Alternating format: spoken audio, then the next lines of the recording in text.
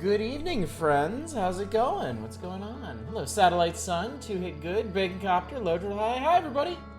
Happy Tuesday. Hope you're doing well. I am doing splendidly. Had a lovely day today, the second day of a 3-day work week. Had some more friends over for my kids. They kept themselves extremely occupied and in very cute ways too. Yeah, work's going good, staying ahead of schedule for once. That actually genuinely surprised me. So yeah, everything's been really good lately. What's up, Manic? Hand of Stand? I was glad to see more well-written games like Sunless Sea. Sunless Seas, my god. Have I ever streamed Sunless? No. I streamed Sunless Skies when that came out. I have kicked around the idea. I'm gonna put that on the list. I'm glad you mentioned that, Hand of Stand. I'm gonna put Sunless Seas on the list to try out sometime. To see if y'all would enjoy that. Cause I remember that stream always stuck in my head. The one night that we did Sunless Skies. It's actually really fun. I enjoyed that quite a bit. What's up, TCP? Ahead of schedule, aren't you in the games industry? I am. Can you believe it? Although I am in localization.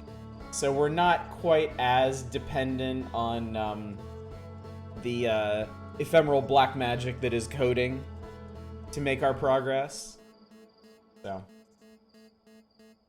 it works sometimes, not always, not usually, but occasionally it does. So, but yeah, I'm doing good.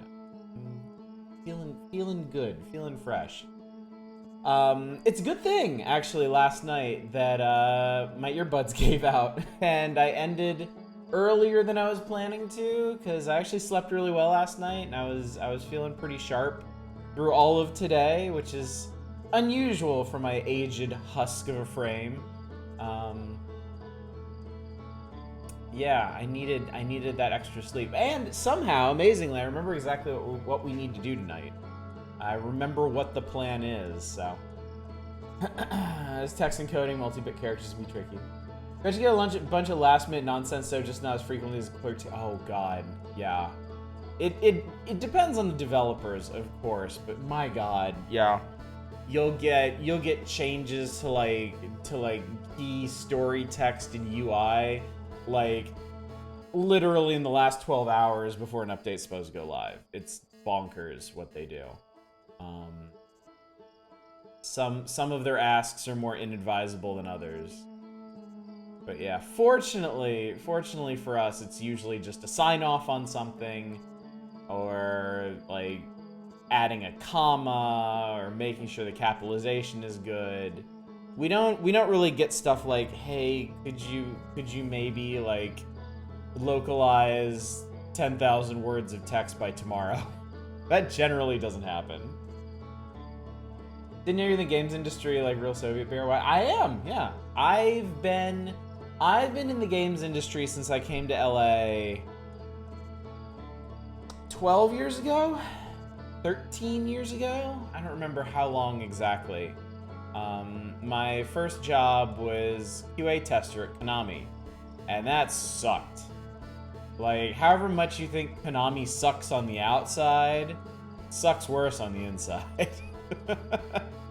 Yeah, that was awful. And then I ended up leaving there and going by complete stroke of luck. I didn't even apply for the position, but they thought I'd be good at it. And I guess they were right. I went into localization at Nexon, they of MapleStory fame, and I have been there for 11 years. I guess, is it gonna be 12 years? No way. I think it's gonna be 11 years this month. Or is it? God, I don't even know anymore. But I love it. It's great. I will probably just be there forever. Games QA is the worst kind of QA. It's high demand, low respect. Oh god, yes. All the shit just flows down to you. No matter who screws up what, no matter how conspicuous it is, they screwed it up. If they have a written confession, inked in blood, that they screwed it up, you're still gonna get blamed for it in QA. It's incredible. Frankly, incredible. Went to Full Sail, dropped out, almost went to Games 2, regret it, but you've moved on. Yeah, I mean, everybody takes roundabout paths to these things. I mean, I was an English major, and I had no particular reason to be an English major other than it was the easiest degree for my lazy ass to get. And then after I got an English major, I started traveling, and I ended up teaching English in Japan for 3 years, which was fun, but also very much not what I wanted to do. And then after my wife and I got married, we came to the United States, came back to the United States. I brought her to the United States. And we moved to Los Angeles because I wanted to go into the games industry and she wanted to go someplace with a Japanese community. And yeah, I started working for Konami and it sucked ass. It was the worst thing ever. And I thought maybe I could be a producer. Maybe I could find some entry-level production job somewhere. And I applied for that. And next time I was like, nope. but we see you have QA experience and English teaching experience. What would you think about being a localization copy editor? And I was like, I think I would like that. And you know what? I like that very much. I have, if anything, liked that more and more over the many, many years that I have done it. So, you never know how you're going to stumble into these things. It's usually not the path you expect, in my experience. Went to Full Sail 2 for recording. Oh, interesting. For recording art. It's your fault if you find it. It's also your fault if you didn't find it. Believe I can create the game I want with the default framework. Ooh, that's cool. That's pretty neat. I wish I could find the time to tinker around with some simple game engine. I don't know if I actually have any talent for creating games. My talent may lie more with just complaining about them and yammering like an idiot while playing them. But you know what? Takes all kinds, don't it? Really enjoyed highly testing games while working on them. It's legit skills different from other parts of development. Quite a shame QA isn't taken more seriously. It would be a satisfying job if one's so underpaid. Yes! Yes, TCP. I cannot agree more. Like, across the entire games industry, I really think QA is the one kind of skilled labor that is the most underappreciated. Like, realistically, it benefits just as much from experience and discipline as coding, as graphic design, as producing, as marketing, if not more so. It's a very, very important skill that people don't just randomly fall into. You know, it's something that you have to learn and practice and get good at. And nobody values it enough to pay for people to have a career in QA. QA careers don't exist. I don't think there's a permanent salaried, just rank and file QA position on this planet. Like QA leads, yeah, QA seniors maybe, but You guys paid decently outside of games, so it's me going to my new job. One of the testers that I worked with, he ended up, when he left Konami, he went to work for one of the movie companies doing QA on their DVD menus. And he loved it. He actually loved it. Like, it sounds bizarre. It sounds like it would barely be a job, but they actually valued that. This company really wanted to make sure their DVD menus weren't all fucked up.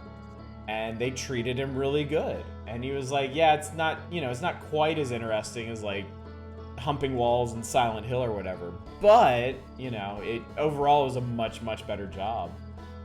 Also, programmers are the highest paid employees in games, and game programmers are the lowest paid programmers. It should. Everyone benefits so much from having more experience creating. Yeah, absolutely. Absolutely. And I think every QA project I've ever been on in my life has been understaffed. They always lowball QA.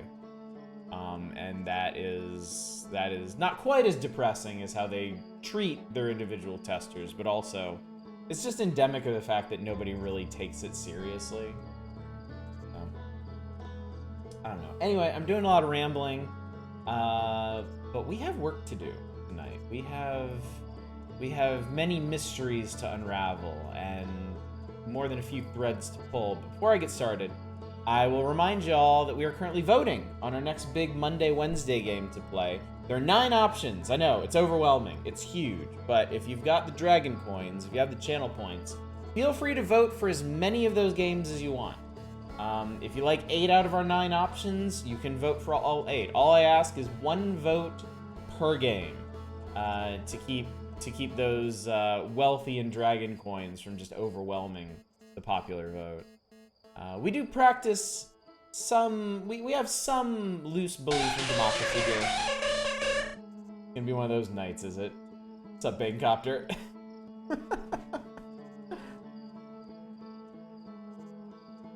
Anyway, I sat here and talked so much, my controller turned off. That's how much I enjoyed talking to you, chat. Anyway, let's resume. So we have a very specific plan tonight. It was the plan I was going to enact at like 1:40. I'd been married a long time ago. Where did you come from? Where did you go? Where did you come from, Cotton Eye Joe? Well, why would I ever wake up from this? What's up, library man? How much of this have you played so far? This is our 3rd night. I am quite a ways into this, I think. It feels like I'm closing in on the codes I need to open up the vault. So, if you're asking about Outer Wilds as a whole, I streamed Outer Wilds last year, and I beat the entire base game. So we're back at it specifically for the DLC now, which I'm about to recap in great detail in case you happen to be just hanging out for a bit before we dive into this. Convos are your favorite thing on the channel? Mine too. I really enjoy the chats that we have.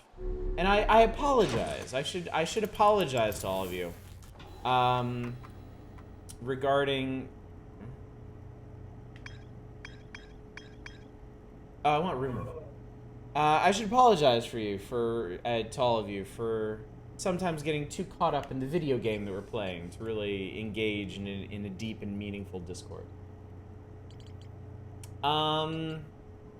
So yeah, we found a bunch of shit last time. We worked out a whole bunch of stuff. We found the 3 secret rooms. We watched all of the secret all of the secret PowerPoint presentations there. We made it to, which one was it? The Forbidden Archive. We made it to the Forbidden Archive in the Endless Canyon, where we learned the great secret of the Dark World, which is it isn't real. It never existed. It can't hurt you, except it can. I got snapped in half one of those times. And I got an achievement for it, too. I found the draw distance. Yes, extremely accurate. So now we need to work out the other 2. We need to get into the secret well in the Starlit Cove, and we need to get into the secret fireplace in the Shrouded Wood. Okay, so we tried to do this one last time. This one is very particular. This one we cannot do until the dam bursts and kills off the Aldir people hanging out in the Shrouded Woodlands. So, I think what we need to do is go here first and open up the dock and then leave. So that way we can return after the flood, because we can't hang around here after the flood. We have to enter from a different location, which is probably going to be the tower. Because the other thing we're going to do is get into the secret well in the Starlit Cove, I hope. Because we learned about that stupid secret hand in the crack by the raft. Can't wait until I have to fight the Force-sensitive otter. Bacon, did you see that they're adding Kyle Katarn to that terrible Star Wars phone game I play? I can't tell you how excited I am about that. So incredibly exciting. Well, shit, I forgot to mark. Hang on. Hopefully I don't crash while I do this. Forgot to mark the stranger. Mark location. Leave ship log. Yes, good. Okay. Oh god, we're re-entering. We entered. Boy, it's a good thing these plants are so tiny. That would have been really awkward otherwise. Caught time a little bit, saw the Dash animation prequel anniversary release. It is, it's cool. It's very, very cool. I never thought they would do that. I never thought they would do that. Like, since I started playing that phone game, they added some like older characters from the films. They had like Mon Mothma and Admiral Piet and stuff. They were doing they're focusing on Return of the Jedi stuff. And then The Mandalorian was big. So it was all like Mando characters and stuff.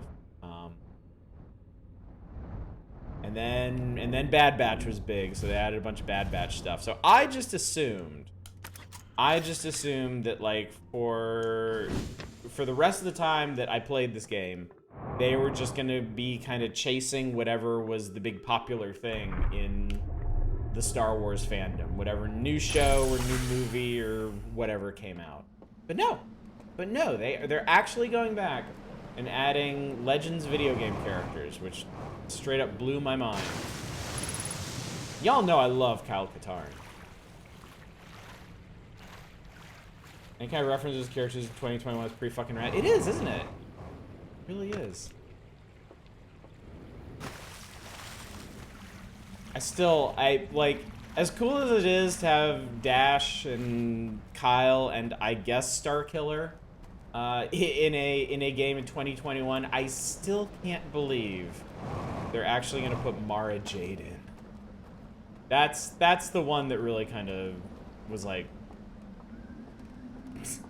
are you sure you want to do that?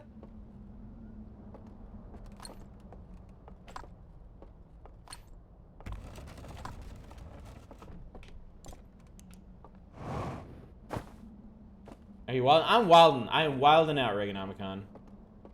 Secret character's gonna be Salamiri. That would actually be really good for that game, because like all the super crazy characters, almost all of like the most powerful characters in the game are Jedi. So that would actually be hugely beneficial. It's just a dumb force nulling gecko. I remember reading about those in the Timothy Zahn books and how they made what was it? They made like special backpacks or something. They made like special like plexiglass tube backpacks to carry them around so that Jedi couldn't fuck with them or something. Oh no, it's extinguish. And then we extinguish ourselves. Yep. I always kind of side-eye people who are like, they shouldn't have made the sequel movies. They should have just filmed the Timothy Zahn books. No, that shit was unfilmable. I'm sorry. I am so sorry. Whatever you think of the sequel movies, that would have been like 100 times dumber. I love the, like, don't get me wrong, I love those books as a kid, but I loved those books as a kid. Things are different now. My perceptions of good storytelling and good characterization, a little different now. Considering the only one talking, the crowd is not on your side.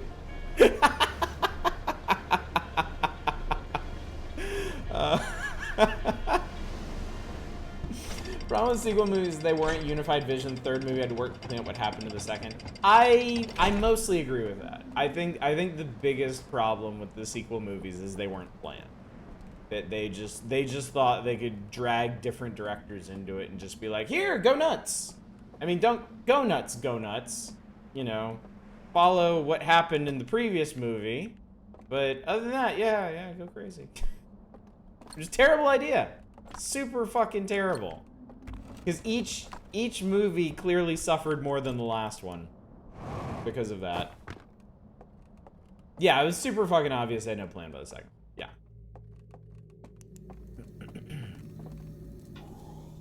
Secret Weapons backpack full of geckos, still more realistic than a lot of actual things the CIA did. That's true. That is true.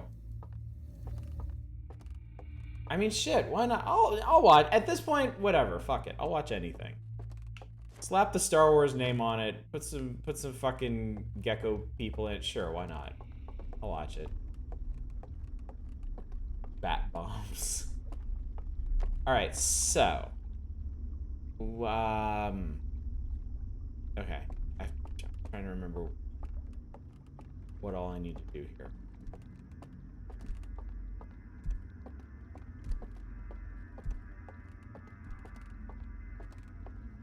I'm sure this is gonna get super awkward. Well, I don't know. Let's see. Because unlike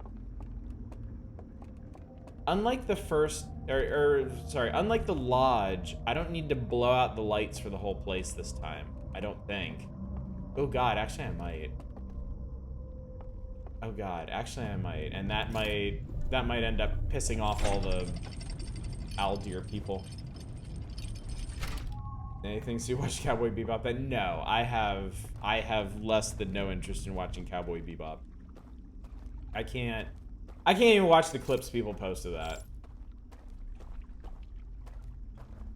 Can I do it? Is it? Which way?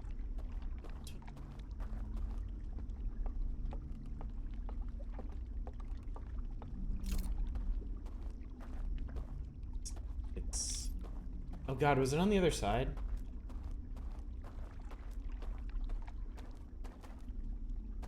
Did you at least watch the Secret Leak intro that Hot Dad made? No. I did not. For God's sake. Shut up. Okay, no, this is not where I wanted to be. It's the other side. I heard from quite a few people that's better than the show. Yeah, go ahead and link it. At least it has more cowboys.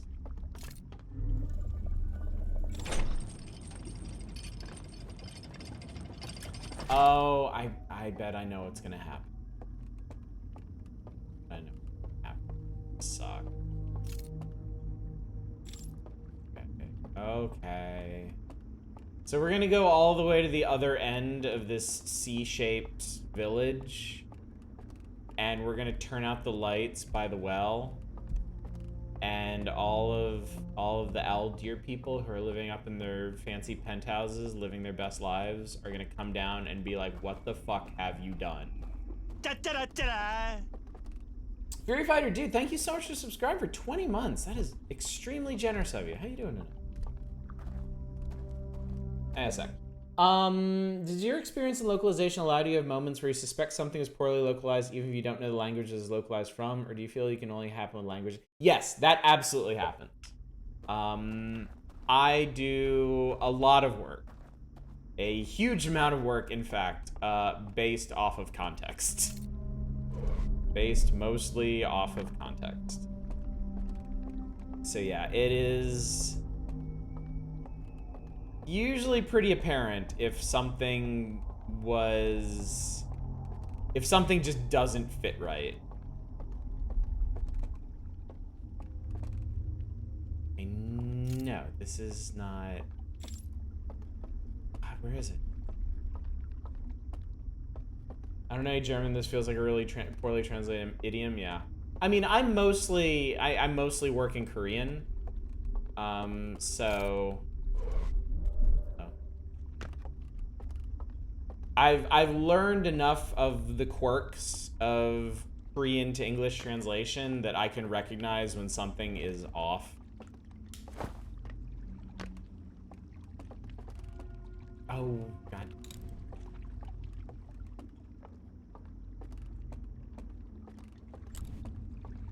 All right.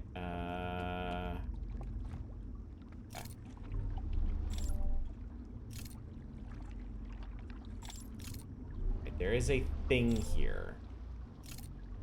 I do not do the, oh my god, no. I do not do the translations myself. I'm married to a Japanese woman and I barely speak Japanese. Korean is like, no. Not even close. We have translators who do the raw translations, and then I take that and I do what I can with it. I clean it up. It depends. It depends on the project how many liberties I can take with it. Sometimes we can go pretty wild with it, which is cool. Oh. It's like right here. Okay. God damn it. Okay. Wait, no, that can't be right.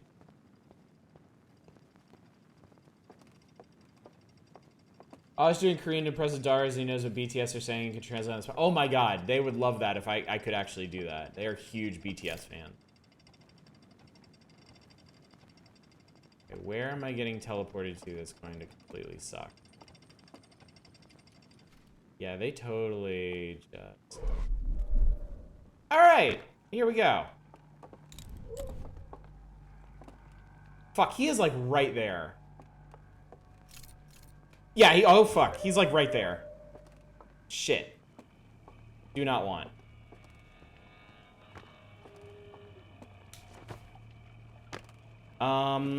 You know what? Actually, I just had a thought.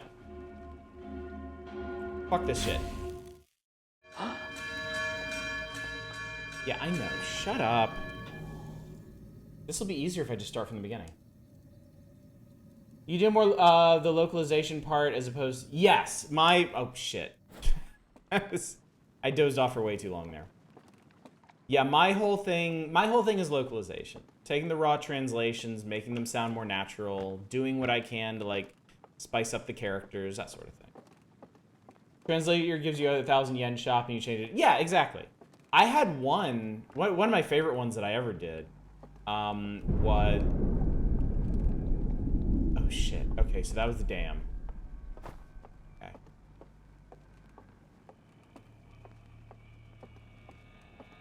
Not that one. Shut up!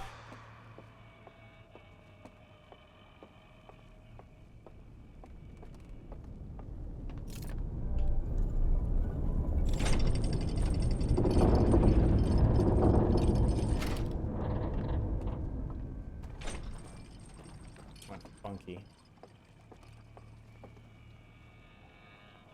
I don't know if there's anybody here.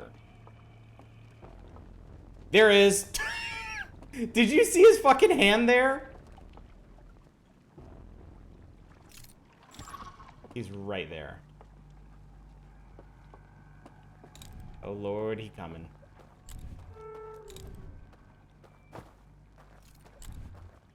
Jesus Christ. Fuck you, man. Fuck the police.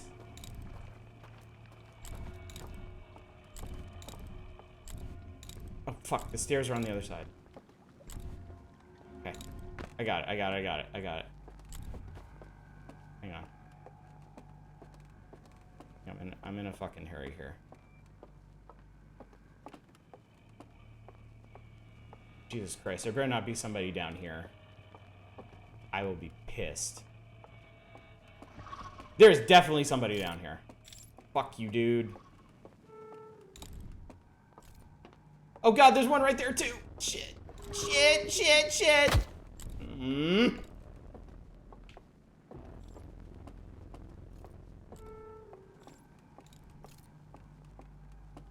I hate this place. Okay, so this is just a big old fucking dead end here, and they're gonna grab me and kill me. And that sucks. Fuck you! Aww. Hate these guys. What's up, Cassidy? Shit.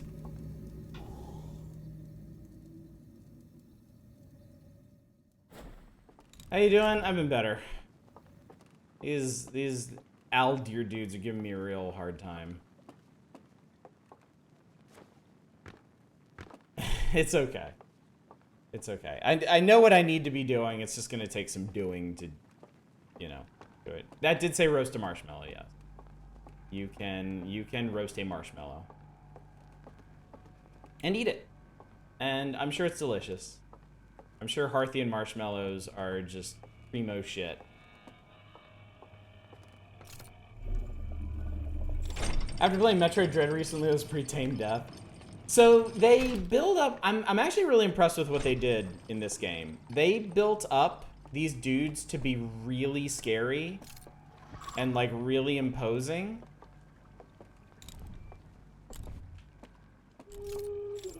I might have fucked this up. Okay, there he is. Okay.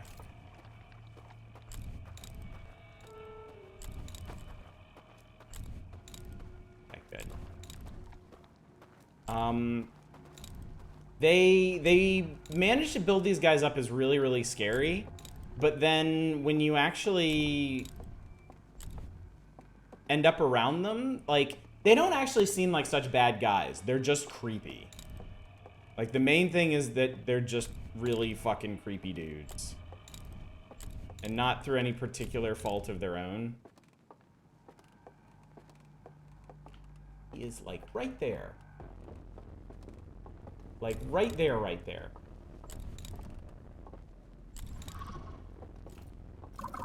Fucking shit!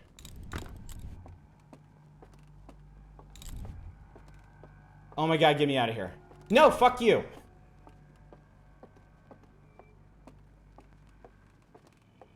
Oh my god, I made it.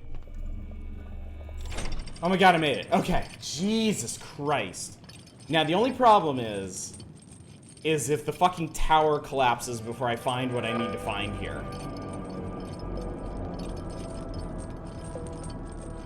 If that happens, I am screwed.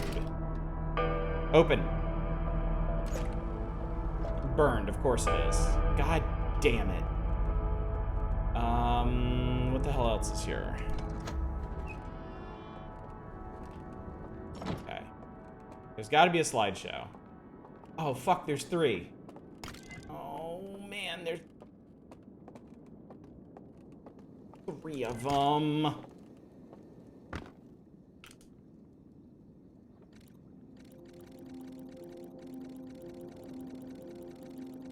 Okay, so that's their... Okay, so this is their simulation tech.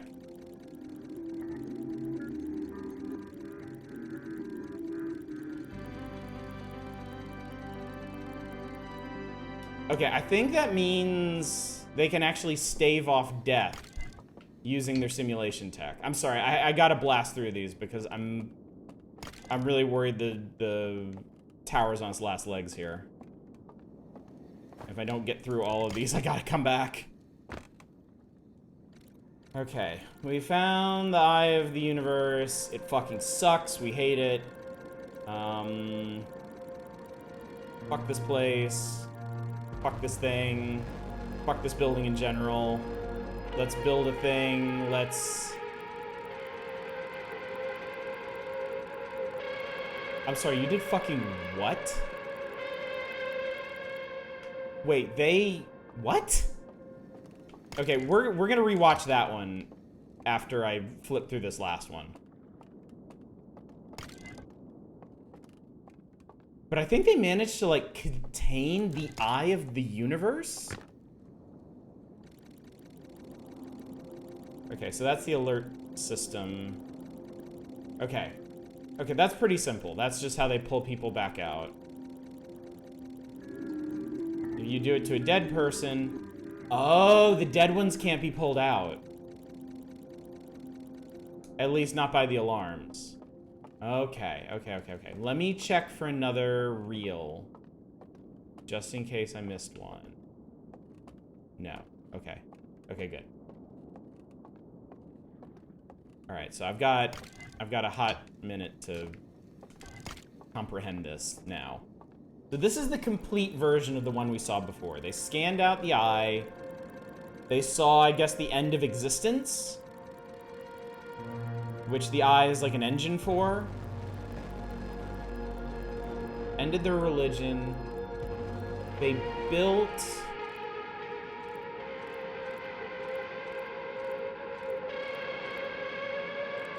So that's what the vault is. The vault is a device that contains the emissions from the eye of the universe. And then they went to go sleep. Huh. What's up, Tino? Sorry I missed you coming in, dude. But yeah, I'm here. It took a little bit of doing, but I'm here. I made it. That's the... Actually, you're right. It might not be the vault. It's the thing... I should have gone the other way. Should have gone the other way. That's the thing inside the diving bell. Yeah, the squid laser. But it might not be the actual vault. Maybe the vault... It's got to be related to the vault because it's in there too. So maybe the vault contains whatever they contained from the eye, or maybe it contains the control mechanism for this. Because they burned the control mechanism for this device. We found that in the laboratory.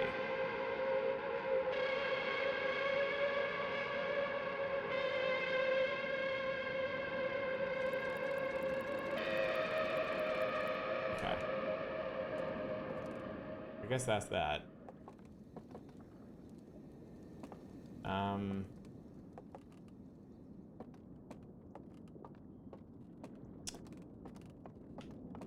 These, though.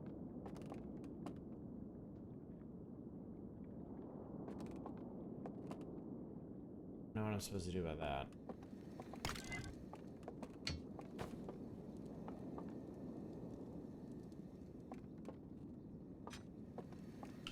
This is the first one that I went through really fast. So the green flame creates a field that lets you enter the simulation. You go to sleep, your brainwaves slow down, your lantern lights up, and that puts you in the simulation. And then we put... Oh god, no, he's dead. He died. No brain activity. Okay, if you die in the field...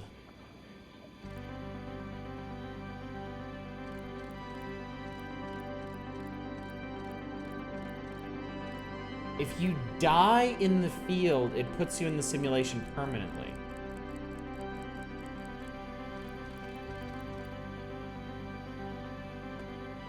Yeah, it turns out I had plenty of time after all.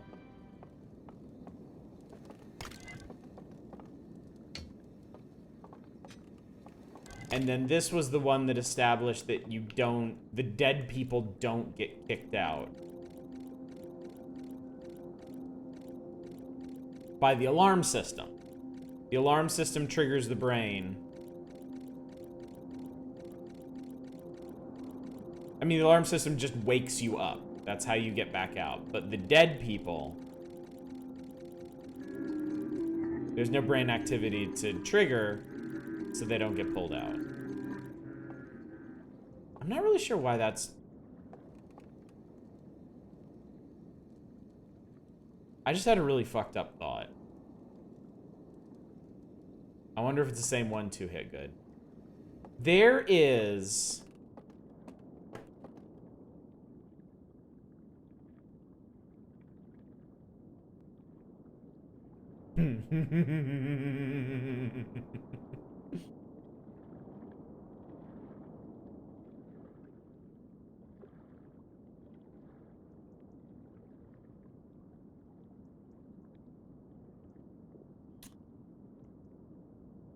So in the sunken lake, there's an alarm system with no apparent way to get past it.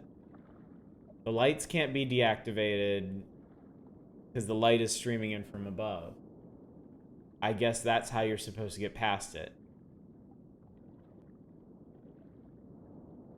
Now the question is, how does that interface with the recall system?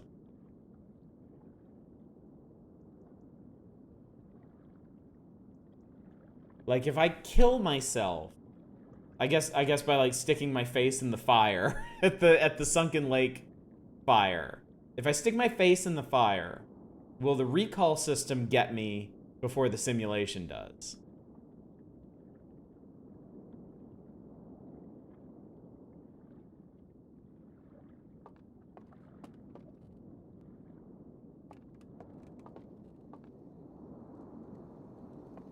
Well, I guess there's only one way to find out. In there. Anyway, we're done here.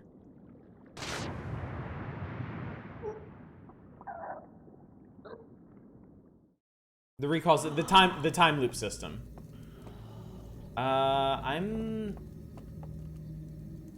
Actually, you know what? Let's find out right now.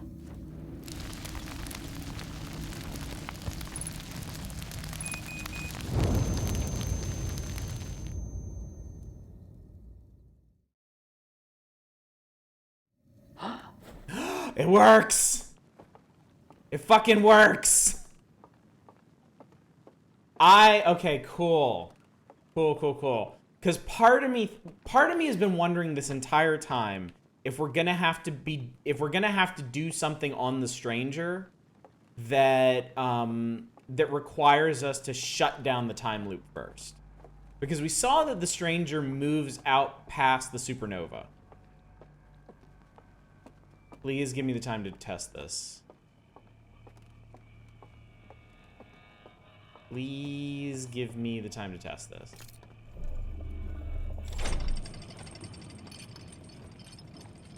Recall works by time, so since you're still conscious, you won't reach it. Makes sense. Alright, let's piss this guy off. Hi! What's cracking, bro?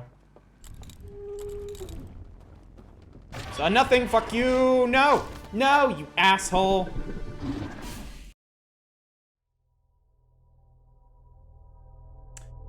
And then that kills you. Ah! That's cool! That's really cool.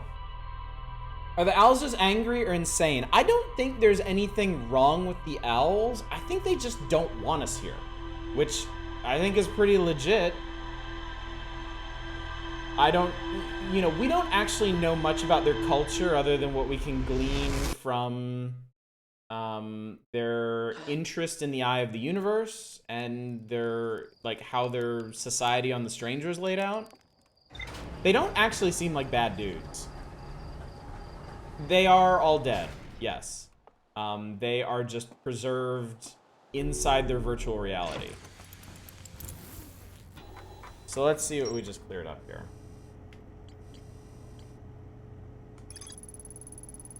A library full of intact slide reels hidden deep underground. There's a container marked with one of the vault seals, but its contents have been destroyed. I found a slide reel that shows the stranger's inhabitants analyzing the Eye of the Universe. Intact slides reveal the construction and launch of a spacecraft designed to block the Eye's signal. Okay. There we go. I found a slide reel that shows two artifacts being lit near a green fire. The first artifact lights after its bearer falls asleep, and the second artifact lights after its bearer dies. Found a slide reel, it appears to be some sort of error report. It shows an alarm bell failing to wake up one of the stranger's inhabitants because they're dead. Okay. Yeah, okay, we got that. This one won't clear, and that annoys me. This is all in the same solar system as the base game. In fact, I'll show you where the new location is, because we're going to go there right now, because we still need to get to the one... we need to get to one in the Shrouded Woodland. But I have to wait. What am I going to do while I wait?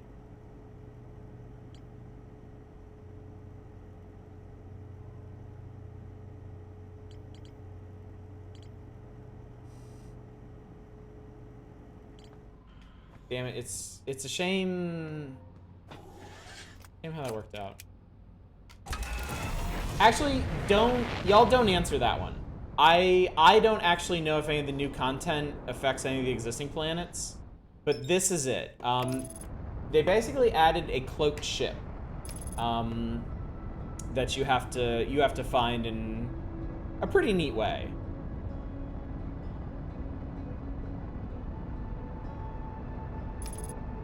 said they added a mode to make... Yes, yeah. I'm assuming that turns off the Aldir people.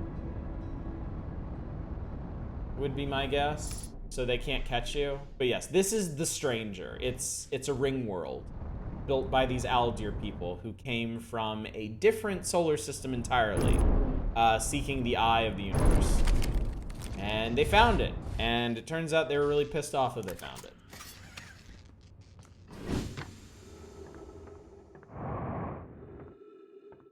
Alright, so... Perfect landing. I have been launchpad McQuacking the shit out of this. They discovered a source of entropy and they were pissed they were gonna die.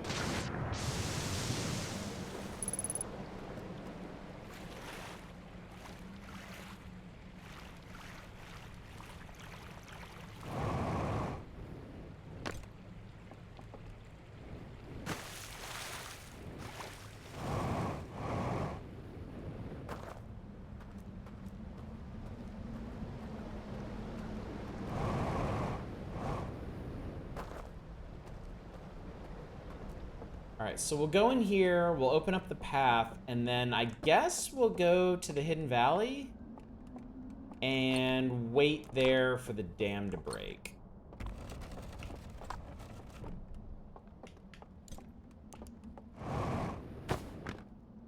Also, I really like these dudes because all their technology is light-based. And it's light-based in really interesting ways. Interesting they blocked the eye's signal. The Nomai did say once they recovered enough to check that,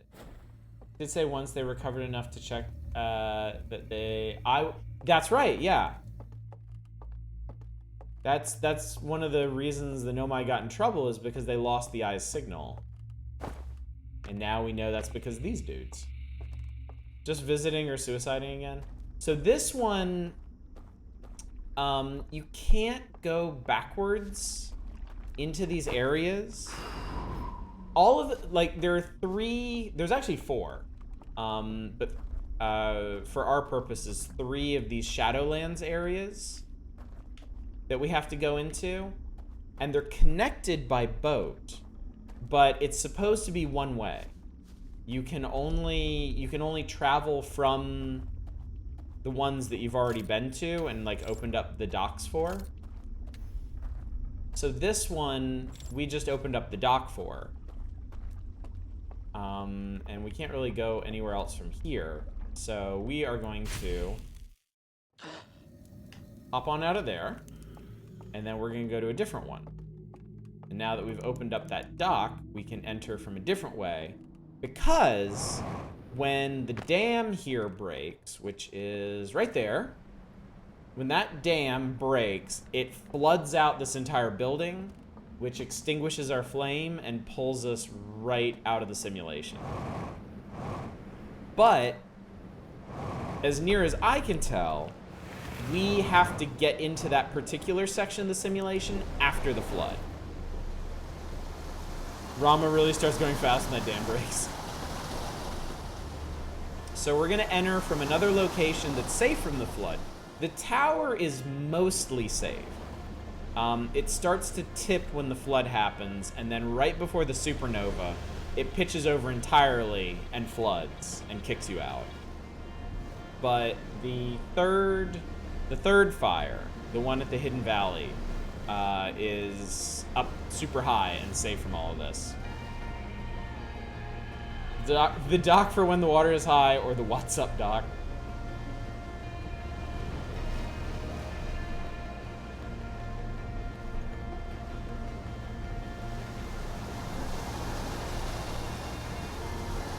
Just gotta... Bring her about! Bring her about! There we go. I am an excellent captain. If you couldn't tell by my landing earlier.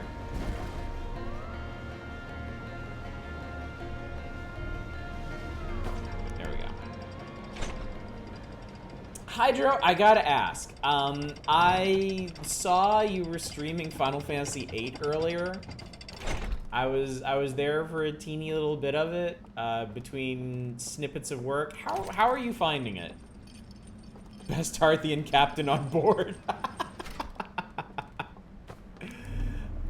I'm the best Hearthian captain on this whole ring world.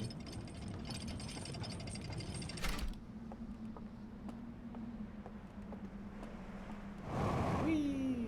Ow. Never get tired of smacking my face at the thing. My jetpack.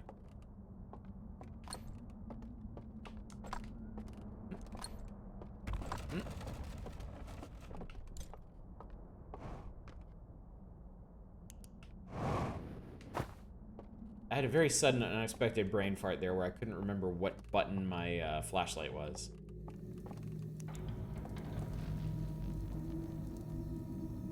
Okay, so the ship... Okay, so the ship just deployed its sails, or whatever the hell it is makes it go. Hopefully we can hear the dam break from here.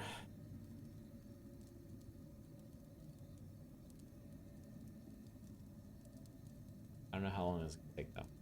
Halfway through Disc 2, and so far, story, very fun, magic system, kind of bad. Junctioning, very interesting, but too complex to engage with, and I suffer for that laziness. 6 or 7 out of 10 at the moment. Nice, okay. I have not played Final Fantasy VIII since high school.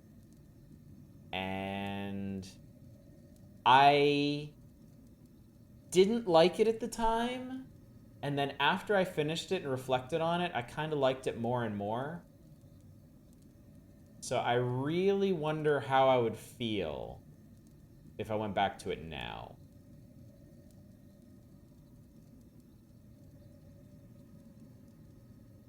If Final Fantasy IX was any indication, I would feel more positive towards it. But I can't be sure.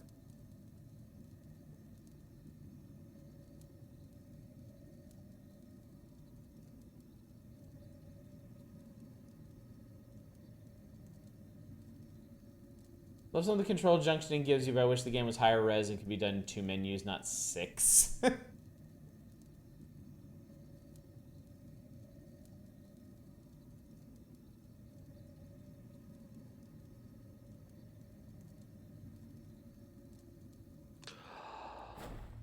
I mean, I guess we can just go check and see.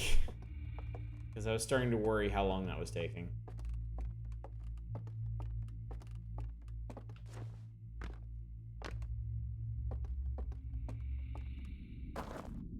Alright.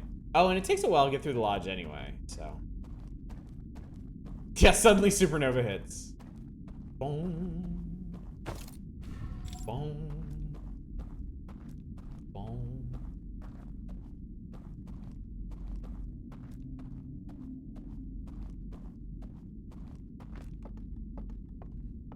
I definitely played Final Fantasy VIII wrong when I played it. Because I was one of those people that I was one of those people that every time a new magic would show up, I would just sit there and grind out a full stack of it so that I could junction it and have super stats for all my characters. And that made it a pretty miserable slog. Oh, the other incredibly stupid thing I did was I found a way to power level my characters, and I power leveled them all to 100. Don't do that. Do not do that.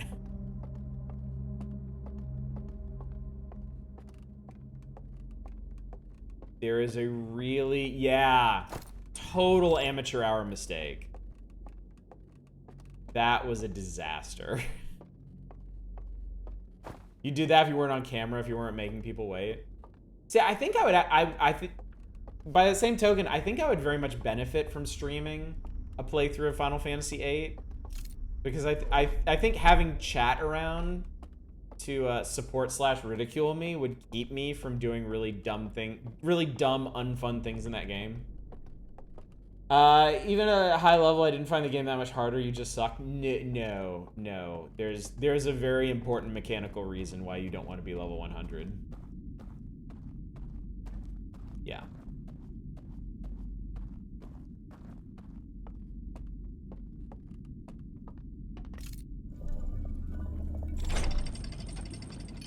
No, God, no.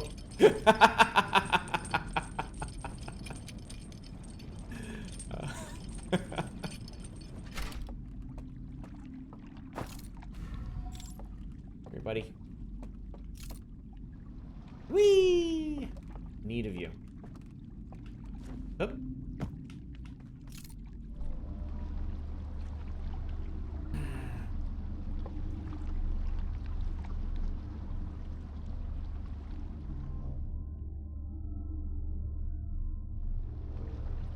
Unfortunately, I have no clue where we are chronologically.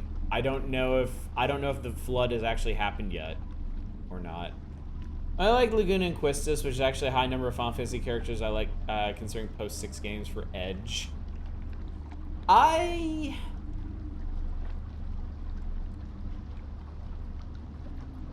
think the only characters I particularly disliked in 8 were Squall and Rinoa. I think I was pretty okay with everybody else.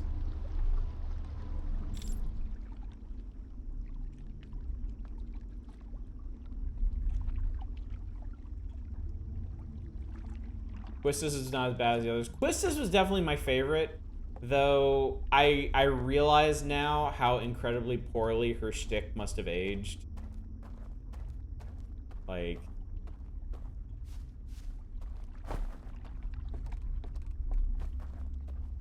I don't think I'd be very happy with that anymore. There we go.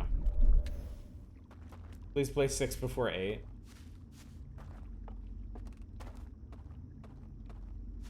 There we go. 5 or 6. People have been up my ass to play 5.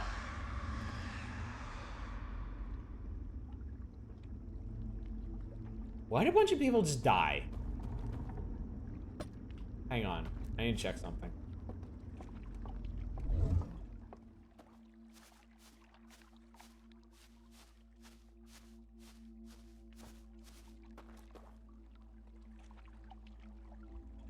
Oh yeah, that was the tower. Yeah, that was the tower falling in the water. Oh, I took too long. I took too long. Womp womp womp womp womp womp womp. Sweet, sweet vengeance. Oh well.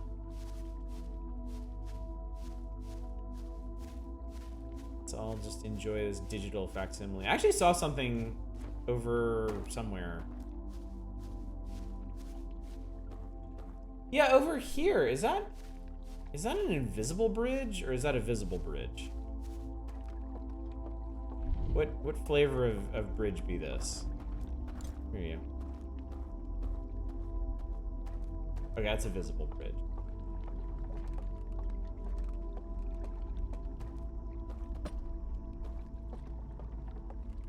We did. We napped too long. Napped too long and lost our chance. So... Oh, look, it's the boat path. Boat path is a handy dandy dotted line.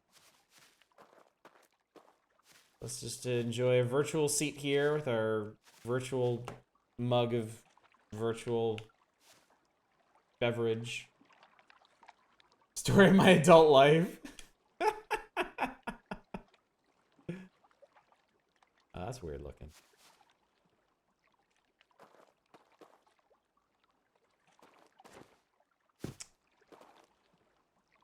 Well, trying to make the boat Pathfinder, but even a super advanced alien race could make that work nicely. All right, new plan. New plan.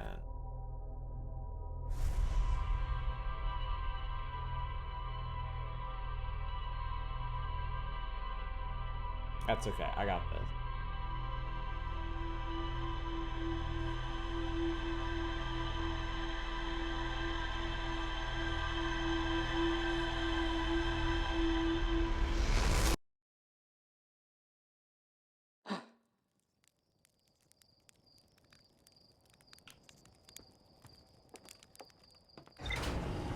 On the topic of RPGs, since they came up, I don't know I don't know if or when I'm going to play another mainline Final Fantasy game. Surely I didn't discover anything new, right? No, that was a huge failure. I think if I'm gonna do another RPG, it's either going to be Final Fantasy Legend 3, because I've been promising / threatening to do that one for like years at this point, or Final Fantasy Mystic Quest, because I haven't played that game since grade school, and I know it's short, and I know it's got some neat stuff in it.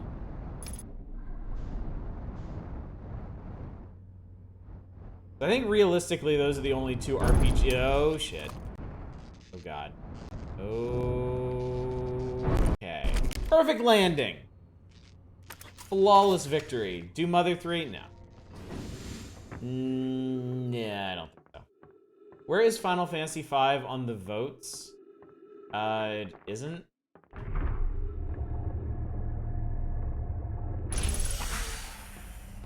Final Fantasy V is one of those things that I know people really want me to do, but I'm not terribly inclined to do at the moment, and I'm not sure when I'll feel inclined. Have you ever considered turning the ship before you enter the hangar? Yes. Yes, I have. I've considered it many times, in fact. What about Skies of Arcadia? My plans to do Skies of Arcadia were scuttled by my Dreamcast being really, really, really unreliable while we were playing Carrier. I don't know how much longer my Dreamcast is going to live.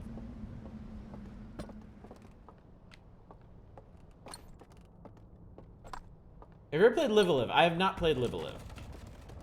I have heard of it. Dragon Quest Heroes Rocket Slime? That's on the DS? Is that the one on the DS? Is that the one with the like the mobile tank castle thingy things?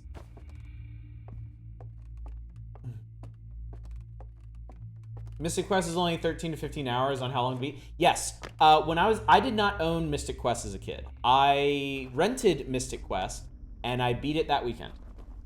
So I know Mystic Quest is very short.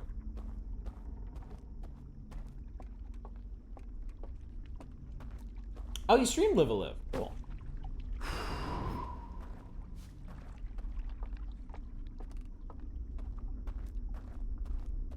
Rocket Slime was the DS one, but yeah, big old tank mechs. Oh, no, we need to leave here. We need to leave this place, and we need to go to the Hidden Valley. So I have a safe place from which to machinate. SNES game that never got localized to the US is a ROM that's fan translation.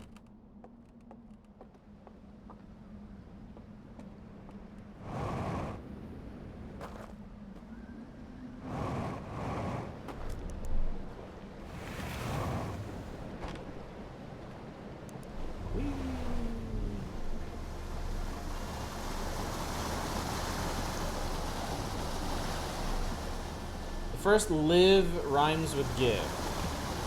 Second, live alive? Is how you're supposed to say it?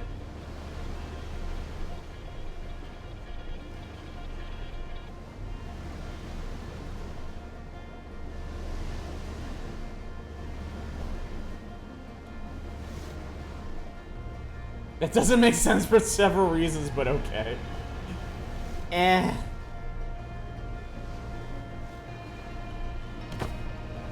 That's some of the more clever English wordplay I've ever seen in a Japanese title, so.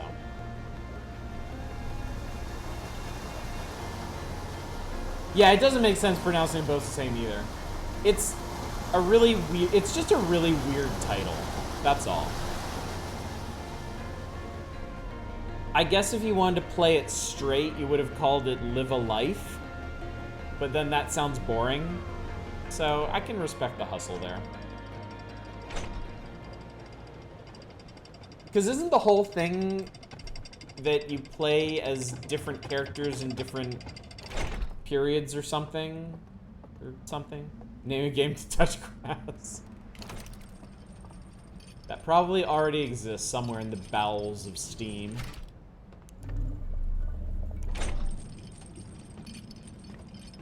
Yeah, the basic concept is you're living a bunch of lives. So yeah. There you go.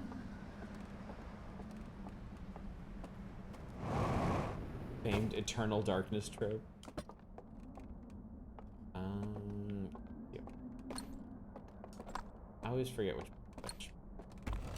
The worst of both worlds. When do we stream Elite Beat Agents? That is actually tempting. I am a huge Oendon fan.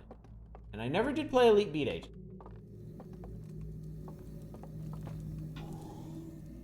I beat Oendon 1 and 2. But never, I never even played Elite Beat Agent.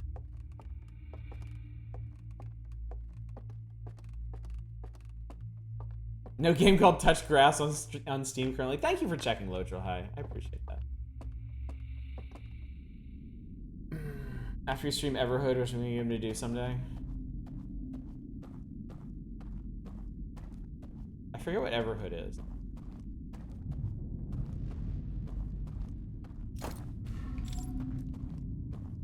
Get a setup that allows DF stuff, stream EVA, and stream Etrian Odyssey.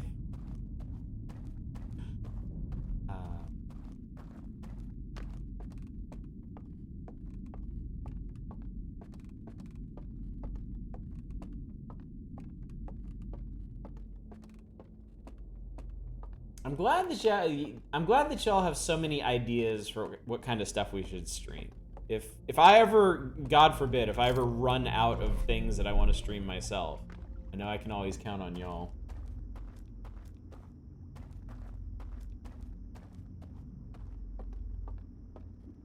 Everhood's best defined as what if Undertale was a rhythm game? Okay.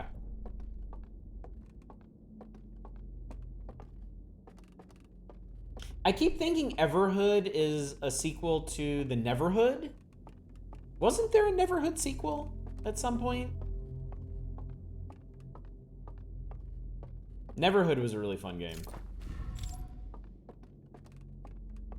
Also, in your Steam library, you're not gonna run out of stuff to stream anytime soon. But yeah, but how much of that stuff is actually worth streaming, though? There were 2 sequels, both awful. Well, that sucks. That's a damn shame.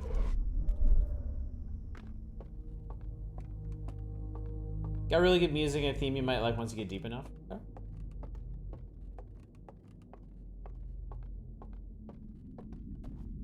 Don't fall off the cliff. All that matters here at the moment is not falling off the cliff.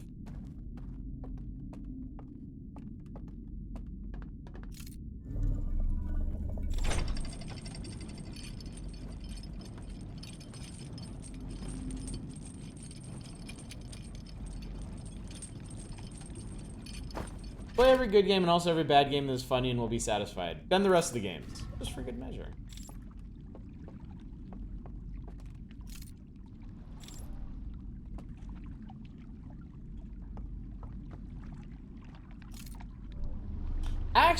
Actually, this reminds me of something I was pondering earlier today. And I was wondering what y'all might think. So like, we're gonna finish this week. We're still voting on our next big game, so that's gonna be a little while. We're gonna start up Power Hours again on Thursday, and we'll get through another volume of Nintendo Power probably this week, or finish it early next week or something. Next week, I'm gonna be doing some more test nights before starting our next big game the week after. For the retro nights, do you all want to keep doing like Power Hours and like ROM hack stuff? Or do you want to do something a little special that I've been thinking about?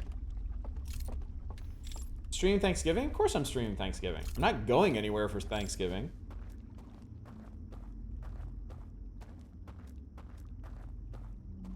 What's the special thing? How coy should I be? It's something I've been threatening to do for a while. Something that I really, really want to do. Down for something special? You're working Thanksgiving night? It's a PlayStation thing. PlayStation 2, specifically.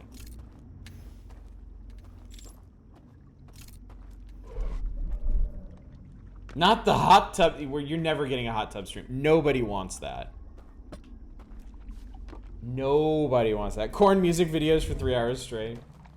Oh, we should do this. This obviously isn't what I was thinking. We should do another PlayStation Underground night. That could be fun. Okay, so how many of these dickheads are left? Is that everybody? Are you the last one? Or are there more? You might be the last one. Kinda disappointed there wasn't another DreadX for Halloween. Yeah. I want another DreadX. Maybe a DualShock version of the Power Glove? How the fuck would that even work? Final Fight Streetwise? Oh no, there is another one. Okay, we're just gonna park here until these guys die. Def Jam Vendetta PS2.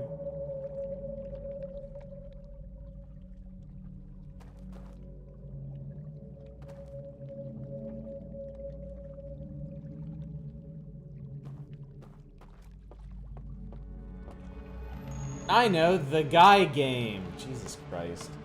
I actually thought y'all would guess it, but apparently not. Well, good. It gets to be a surprise then. Okay, yeah, let's do it. It's not very long. I might... If I take all 3 retro nights, I could probably finish it in a week.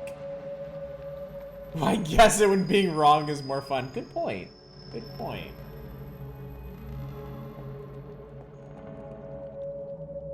Okay. If you know, don't say it. People are having more fun being wrong. Double switch for the... What the fuck is what? I don't even have a say... What is wrong with you?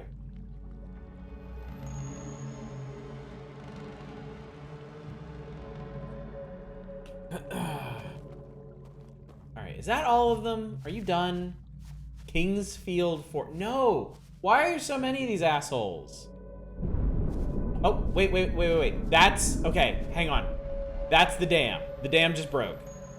Are you going to die? Please die. Please die. Yes! Yes! It's an FMV wacky trap game. Okay, so the timing on that actually works out really, really, really well. Because, I mean, this is what you have to do. This is how this part works, so that's good. And we can hear the water rushing past outside. Tapped out my serious guesses unless you missed them. I just have to wait and see, I guess. I don't think the owl people are... The owl people are not bad. I'm bad. I'm the one aching for their death. So I can go raid their clubhouse of stuff. The owl people are good, noble souls. And I am not. Okay, so... The clue here was just to walk right the fuck into the fire. Which I have done. Perfect. Good, noble, snuffed out souls.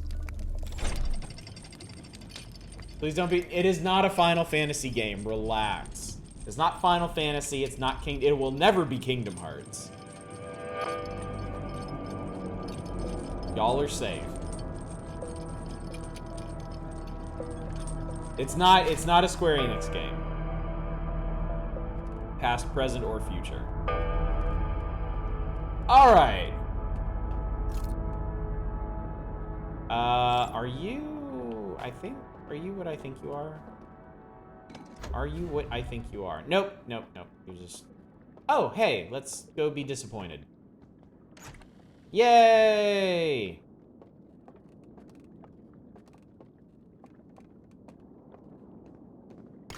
Alright, what does this say? We have plenty of time for once. Alright, hello, I am on a boat. Here I go, on my boat.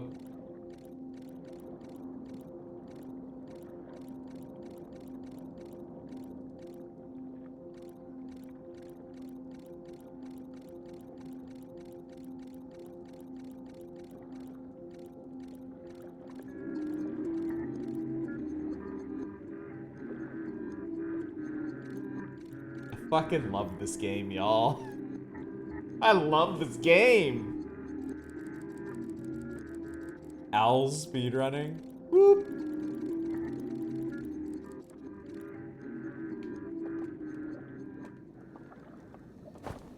Diagramming the tool-assisted speedrun for this particular area. Tell me more of your tragic history. I desire it. Alright. Look, it's the eye of the universe. It's making waves. Here we are on our peaceful little moon. Ow, my fucking eyeballs.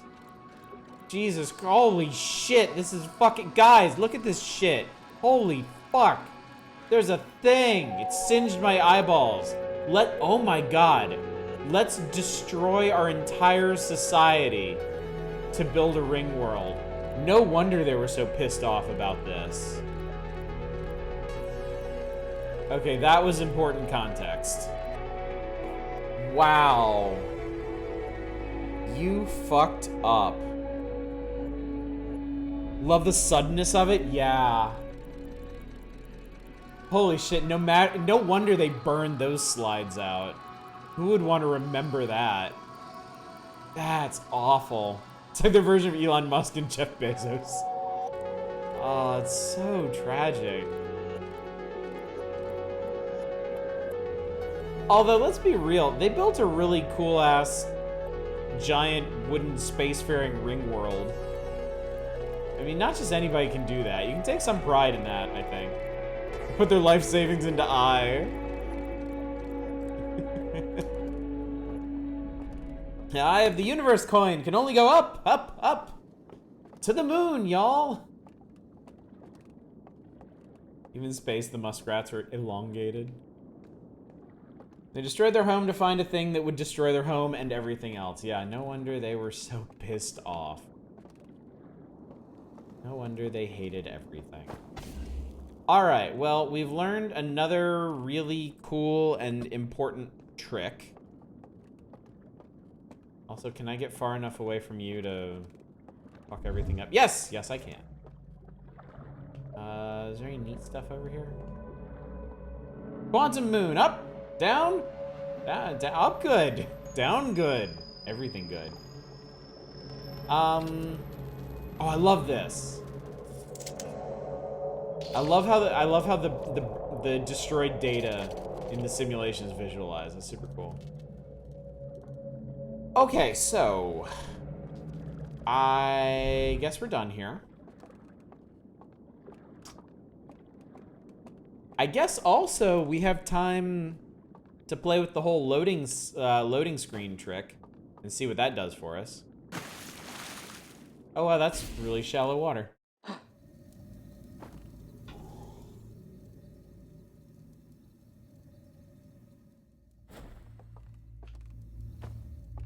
So I think I get it.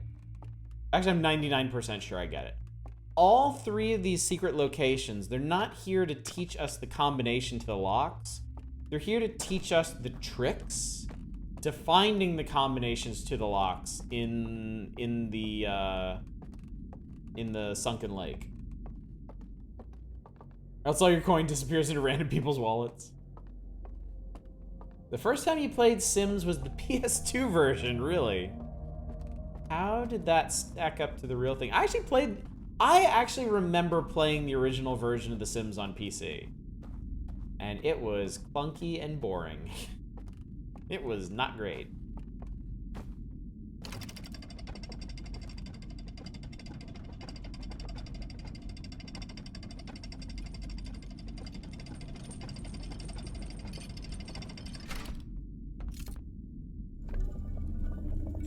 I got too close to the thing.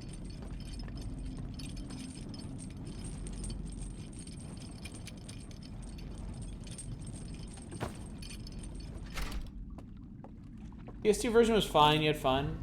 PS2 thing made me think about it in my games. He would only play April 1st. I've never done any April 1st shit to y'all, have I?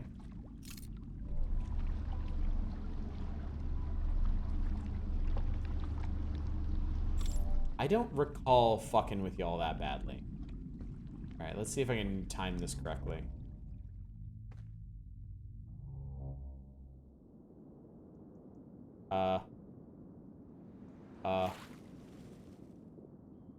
Holy shit. Holy shit, really?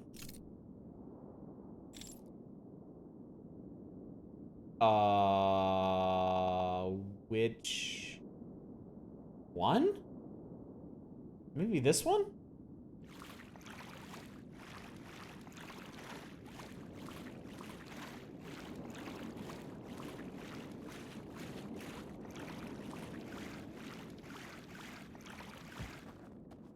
Wait, this is the...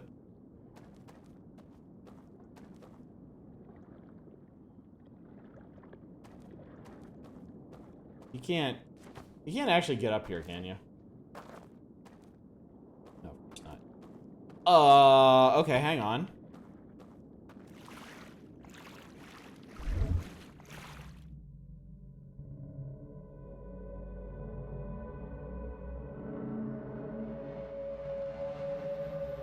Okay, wait, so these are...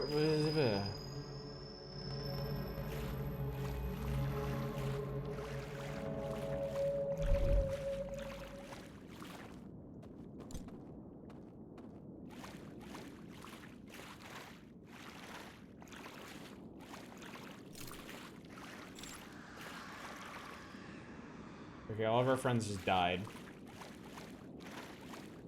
Okay, so those are the other buildings. Can I just, like, fucking walk over here? Would that be okay?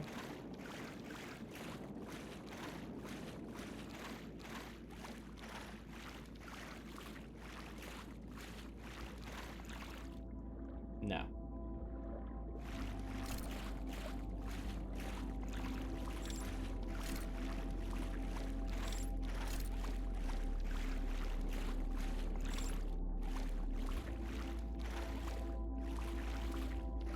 So there's the... Okay.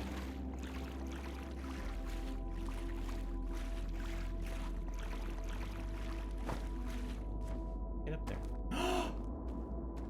Okay. Oh, wait.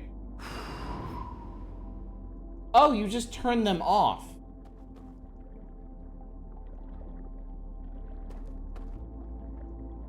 Oh, that's it. Oh, you just turned them off. Well, holy shit. Okay. Out of curiosity, can I put you down? Can I actually get outside of your draw distance real quick? And there, okay, so this is it. This is it. I get it now. So. We break the loading screen, and we turn this one off. Then we go to the sunken lake. We step away from the lantern, and we do that shit. Presumably. I'm not even sure how that is gonna work. And then that one we get past by dying.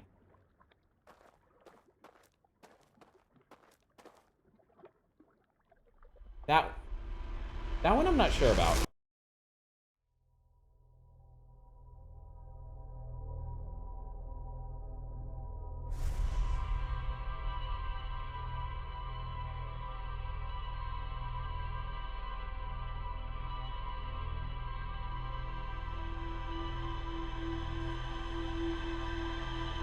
Power cycling is the solution to every technical problem.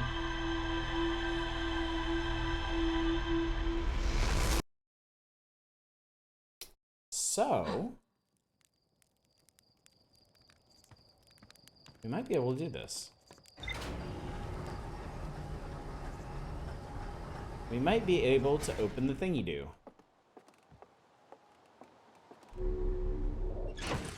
Don't forget your spacesuit, you idiot. You moron.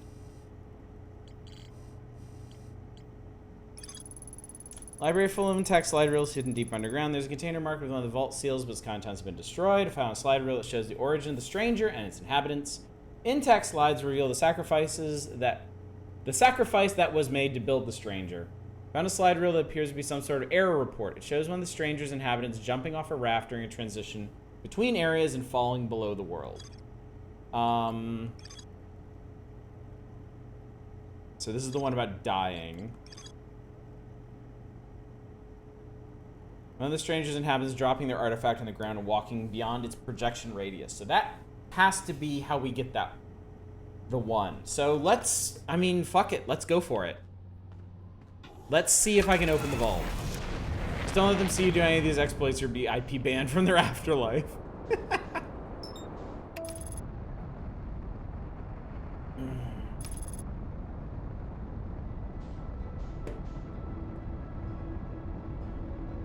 Falling below the world, don't they have QA for that? Not quality QA in any event. All right, we have some time because we can't actually get into the diving bell until after the flood.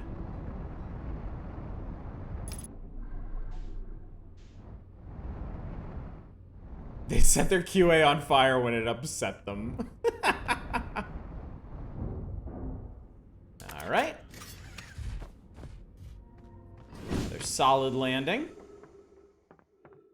Actually, that was a really decent landing. Beat Rourke while badly underleveled. Congratulations. I don't know who that is. Or what game you're talking about. But I'm happy for you.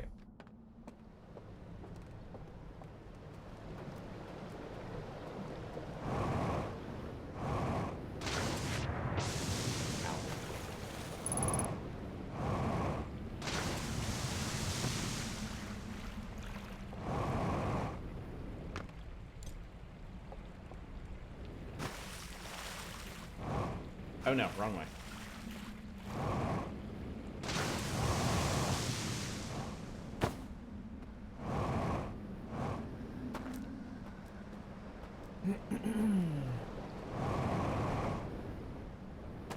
So this one should be perfect for getting to 0-0 because it has the most easily accessible dock.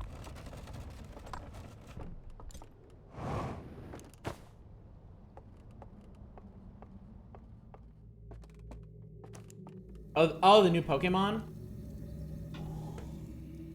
Yeah, I've heard some people say that it was a really rough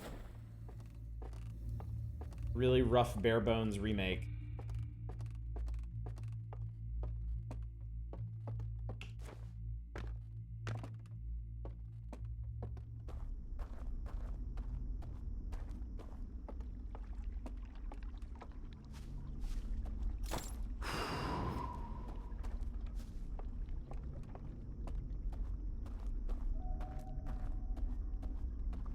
Oh, does it like have problems with scaling or something? Not scaling well.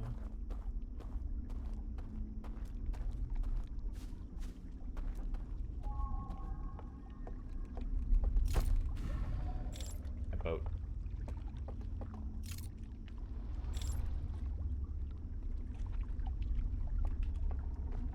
All right.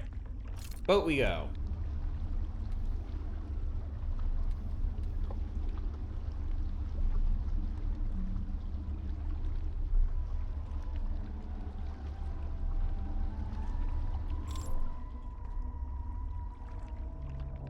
Where do we... dismount. Whee! Splat.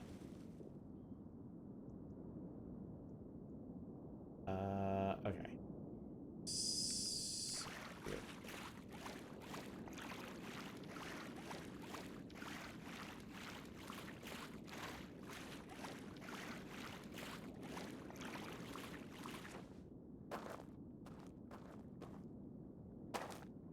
All right. One down.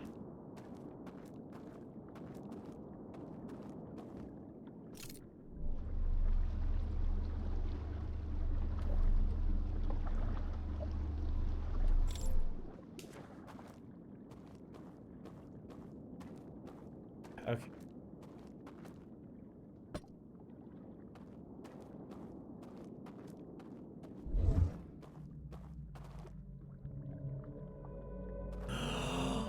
Oh, I think I get it. Oh, I think I get it. Yes! You can see the fucking combination. That's so cool. Oh my god, that's really cool.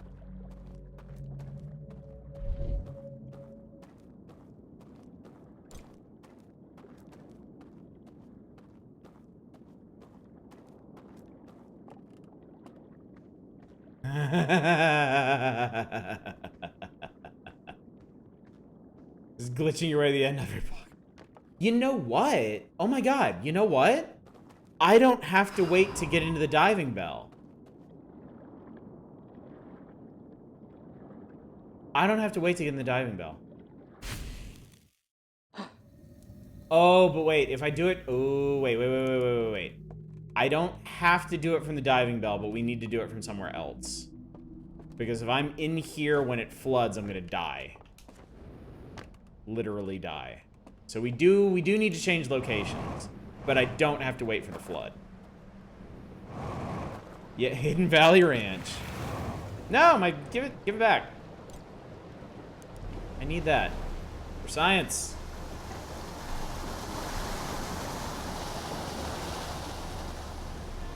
I just got a second of it that looked a lot like a puzzle from the end of Maquette.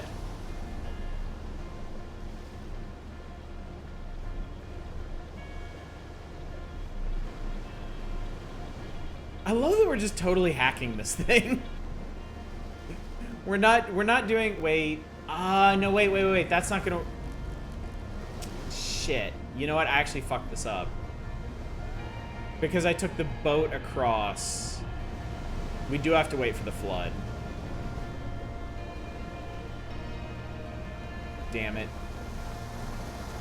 Because if I go back and do it again, the boat's not gonna be there.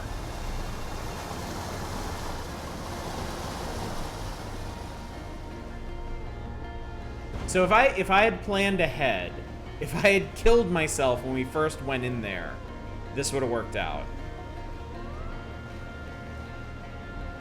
But I don't think we have too long to wait for the flood, so we'll just do it this way.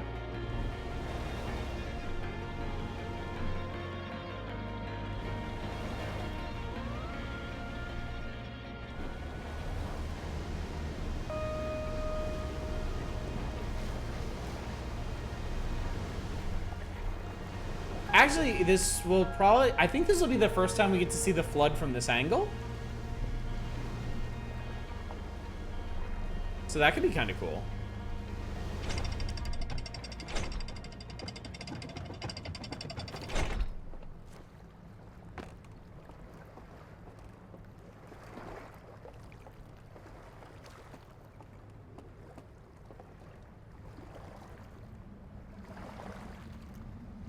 It is. It's a ring world. We are on a ring world. You can see that area down there below the dam is where we came in. That right there is the little temple that we went into the first time. Then there's the rapids, and then that's the tower. And then if we want to go to the Hidden Valley, we have to go up around that way. And then take this side path, and then there's the Hidden Valley, and then that comes right back around here. Master or achieve. From this side is more like a very rapid drought. Amount of variability between different playthroughs of this DLC is super neat. I mean, it's kind of the same case with the base game, right? Well, I have to assume that there's more variability in the base game. Because, I mean, that one, you don't even know what planet people are going to go to first to start figuring things out. This one, I think just by its nature is probably a little bit more linear, though we definitely figured some stuff out of order. Like I figured out the whole like going to sleep by the fire thing before the game ever told me anything about it. Random tidbit: scout launcher on the dam will show remaining structural integrity. Seriously? Be surprised how differently you can figure things out? Yeah, I guess I would be. A lot less linear compared to individual planets, though. Okay.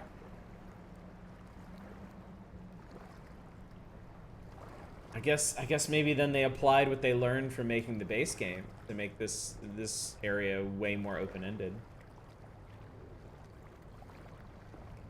Halo. No, I'm Halo.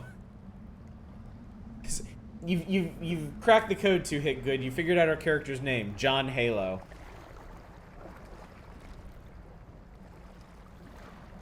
He was the master of all the chiefs until they shot him into space. Which island do you go to first? Which slideshows do you do in tour? Yes, yeah, that's a good point. Interesting that they used it in both base game and DLC. It's such a minor mechanic that's almost totally irrelevant. Oh, that mechanic from Brittle Hollow and like No Place. I don't think I ever learned. Did I ever even do that in the base game? Because I totally don't remember that at all. There's a flood and I can't say what I'm... Can this thing hurry up and collapse? Wonder if they ever planned any puzzles that use structural integrity but scrap them? Possibly.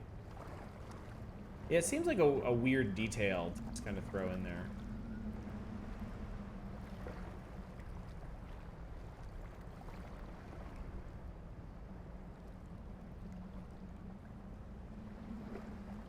One puzzle does use structural integrity.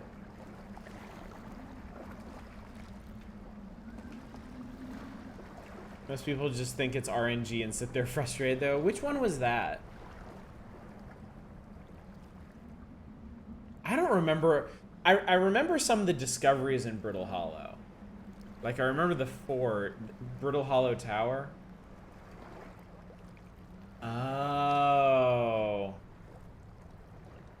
I think for Brittle Hollow Tower, I just waited until the black hole ate enough of it, right?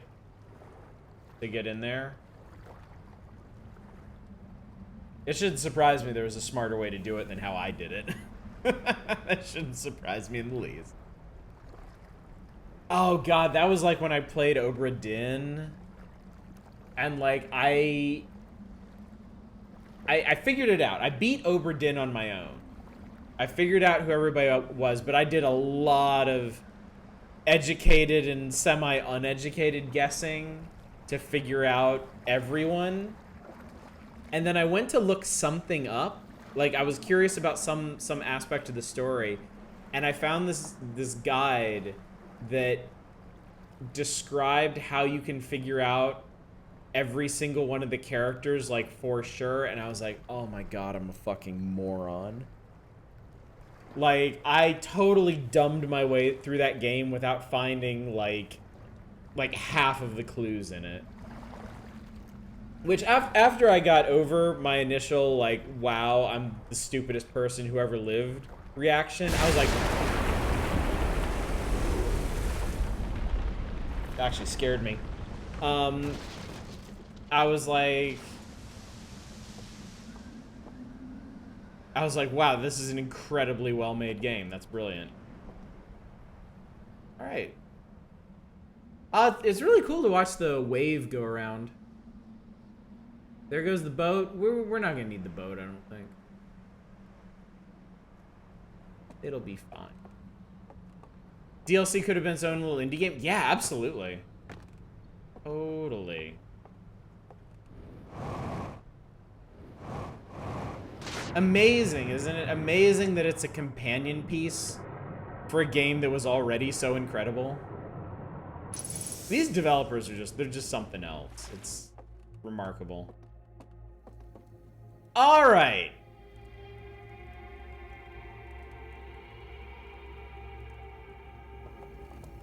You can swim the bell before the dam breaks, but I don't think the fire would be lit. Unless this is an air bubble that's always here. I guess I should have checked, huh?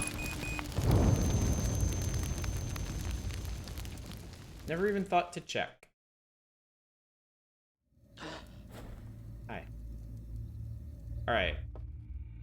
Okay. Let's go do you know how diving bells work? No. I'm not actually smart enough for this game, chat. That should come as a surprise to literally nobody. I'm just dumbing my way through it. That's all I got. Okay, one lock left. Do this.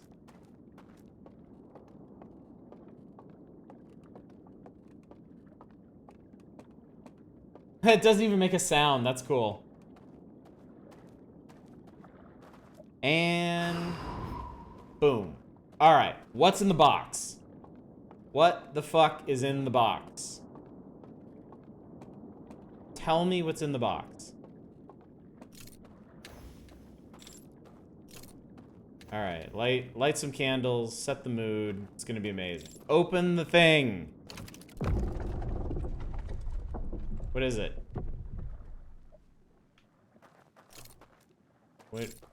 What is it? Oh God. Oh, this is awful.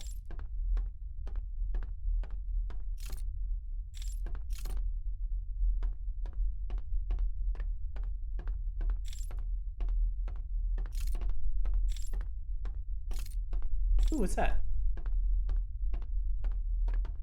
Okay, neat. Turn on. Shut up! Fuck you!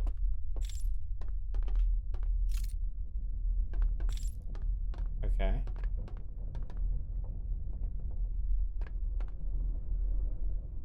What is this?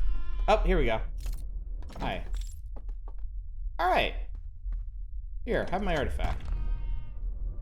Ooh, okay, we're going somewhere. Okay. Secret message from outside the universe. Drink more Ovaltine.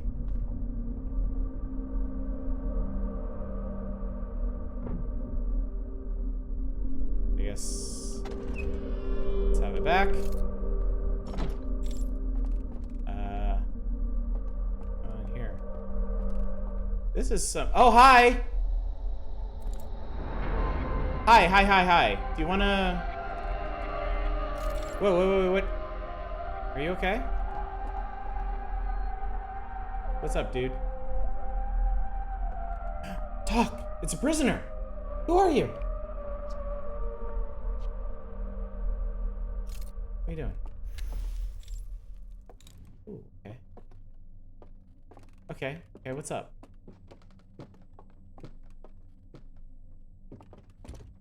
Oh, you're gonna show me a thing, aren't you? Well, you better hurry. I don't know how much time we have left. Okay.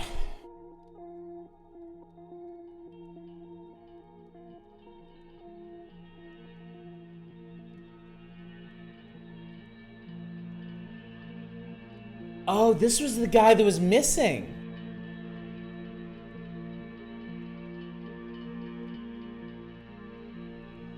He turned off the containment field.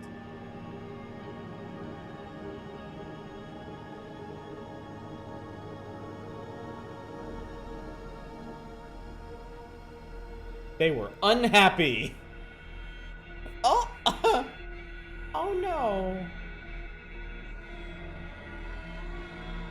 Wow, they were really unhappy with this dude.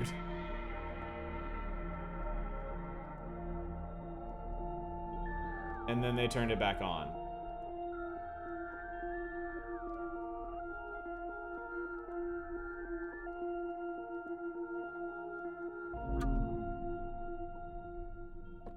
I'm sorry you went through that. Oh, hey, give me that. Cool. Vision torch. Oh, sorry. Here. It's,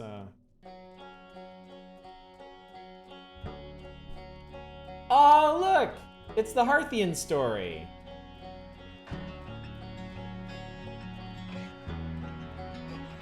Alright, so all y'all died.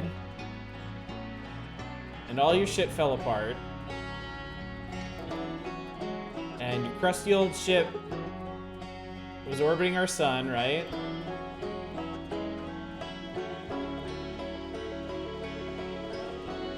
And then that signal got some really cool people's attentions.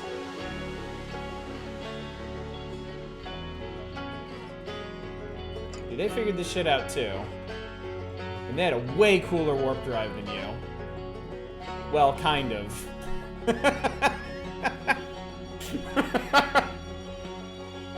Probably should have waited on that one.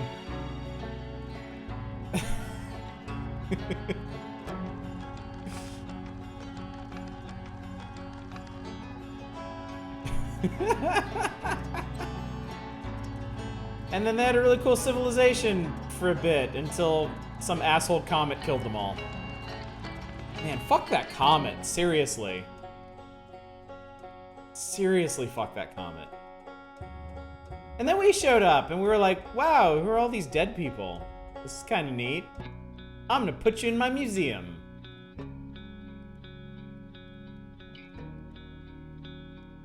That's literally what we did, actually. All my homies hate that comet.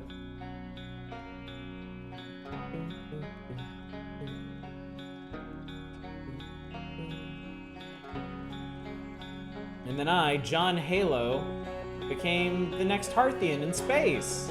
And then I came and found you. Isn't that neat?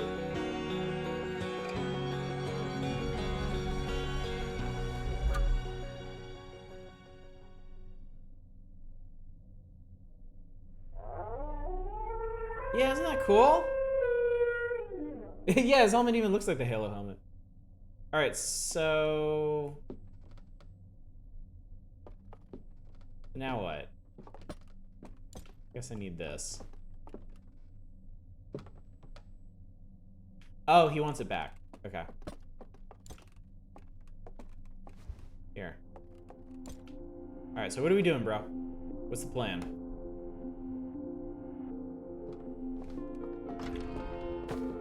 Wait, what? Where are you going?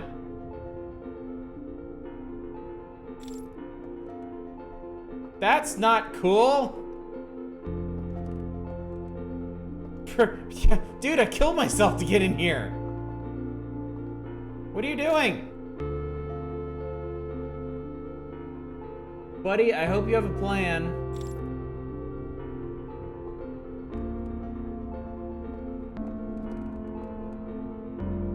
Can I? Okay, good. Seriously, what are you up to?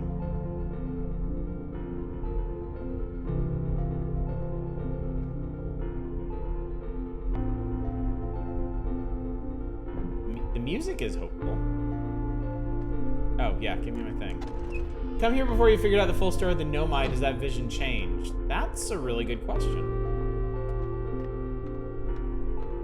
Yeah, is that vision, is what you explained to him dependent on how much stuff you've figured out thus far? Is much more abbreviated? Okay. Alright, what's up? Okay, what's going on? Alright, so here's the deal.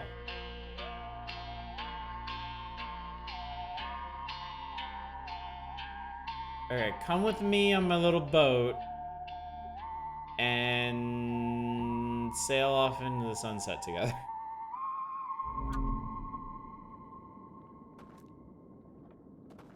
But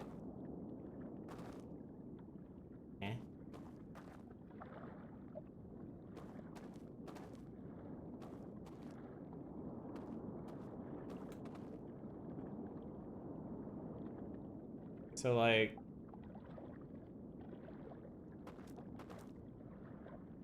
really cool variation on the main theme.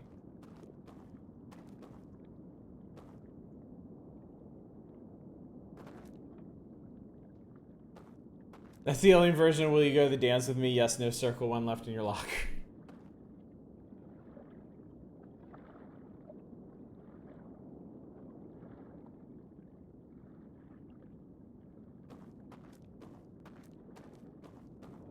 So... what happens now?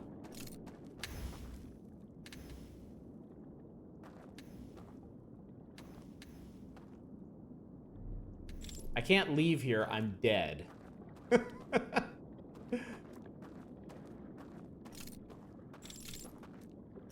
Universe good? Universe bad? Who can say really? That's the end of the DLC? Okay.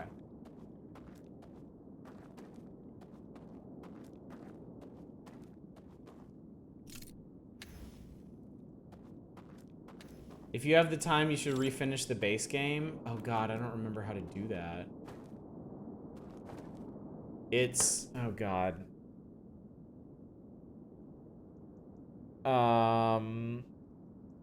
You go to the twins.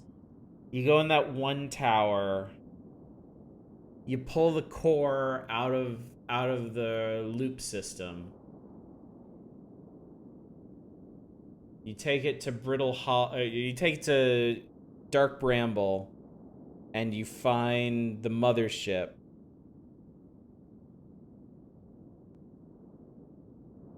And then you plug it in and you give it the coordinates for the eye.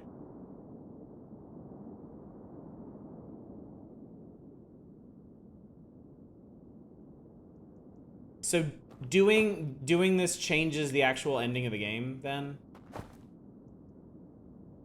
Flag the mothership via ship log for direct navigation. Okay.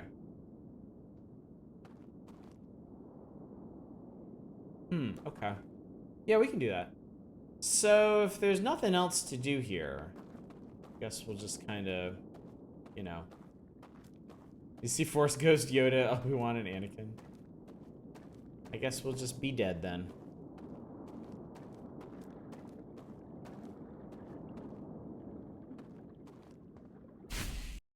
Whoosh. Congrats on solving all the DLC puzzles. Okay.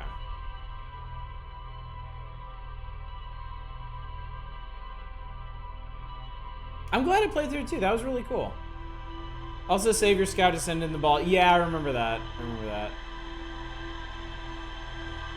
Do you anyone else mind playing the credits if they're not too long? No worries, I can always look them up. Yeah, when we're done tonight, I can well, if we beat the game again, I think that'll roll the credits, yeah.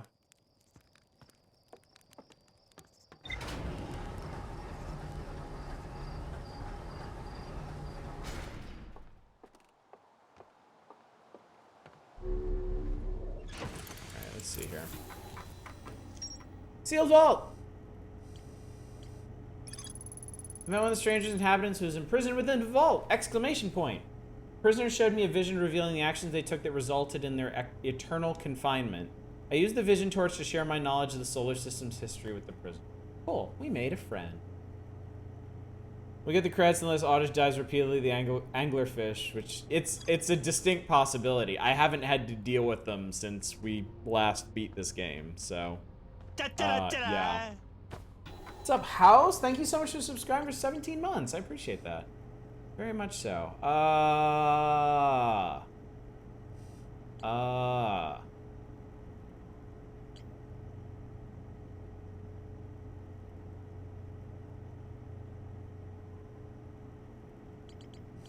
So I guess it's the vessel we want, right?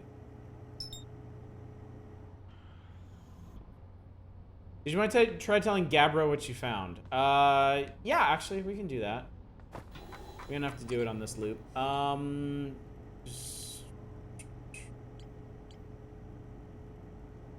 I mark his... Gabbro's Island. Here we go. Don't know if they're new lines? Well, I guess we'll find out, won't we?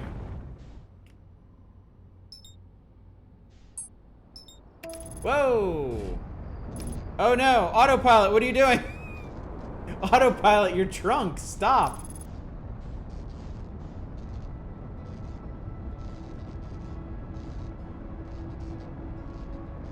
I broke my headlights and my landing gear. Well, shit.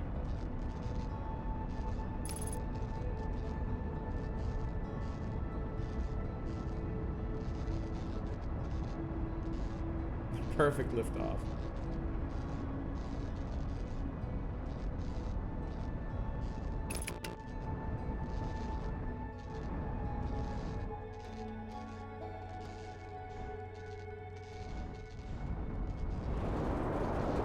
That was a really rough re-entry.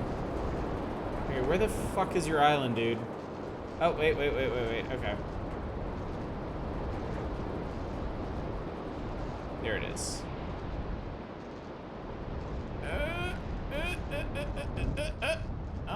Almost. Okay. There we go. Perfect. Perfect landing, as usual. All right, where are you, buddy?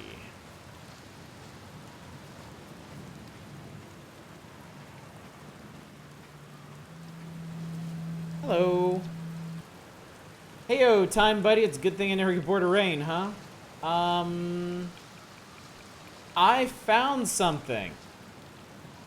Oh,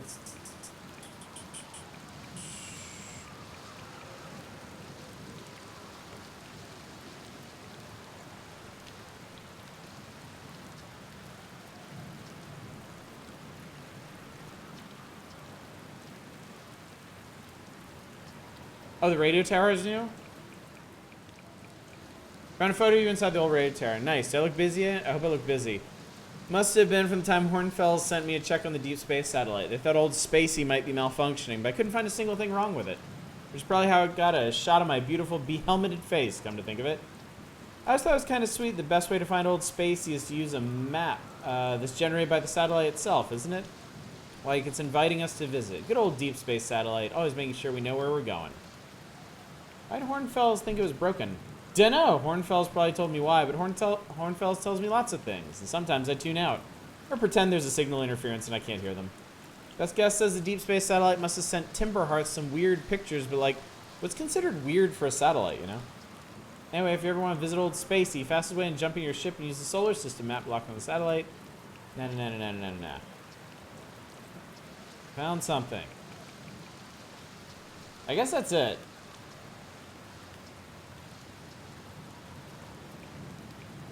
I have a map? Satellite's not super old, but it's hardly brand new. Old is more a term of affection. You're being very literal-minded about this. Old Spacey likes visitors, you know? Fastest way to find it is to jump in your ship and use... Yeah. Okay. So I guess that's all we get from Gabbro.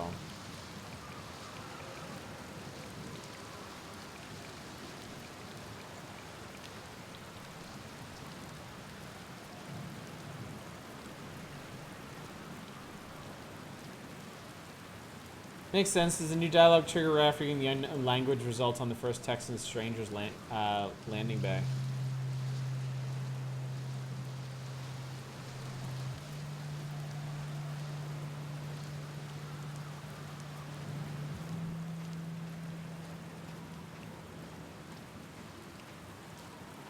All right, well...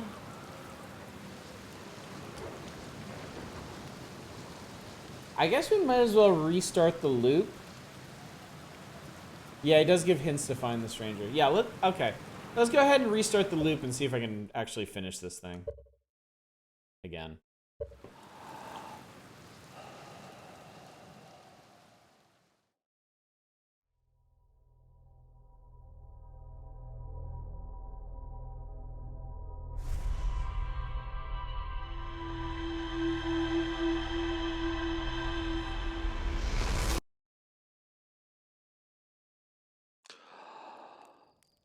You been to the satellite yet?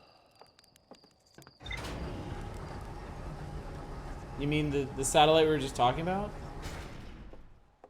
I just House, if you just got here, I just beat the DLC, like the whole thing.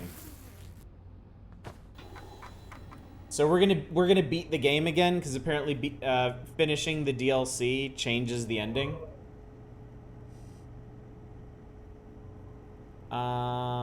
I want... You literally just woke up. Actually, no. What am I doing? I want... Is it Ash Twin that I want? Friend of yours found the stranger on his way to check out the solar system map satellite, so he never saw the satellite.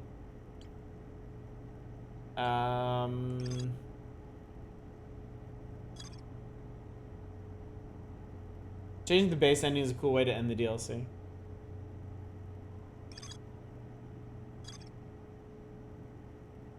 Alright, well, I guess we'll just head for the twins.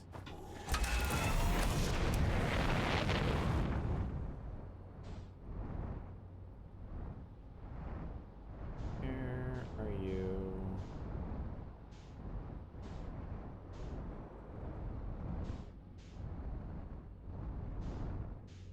That's not it. Where's the sun? Where the fuck is the sun? It's on the other side of the planet. Okay.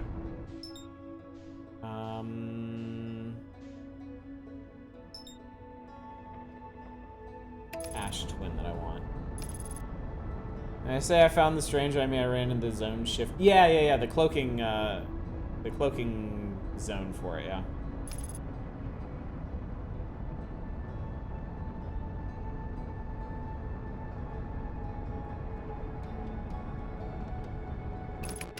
Okay, that's kind of awkward. Tomorrow's newest astronaut flipping around space going, "Where's the sun?"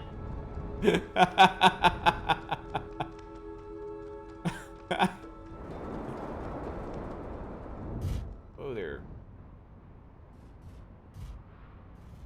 Okay, well, I guess we can just hang out here. The tower with the broken roof.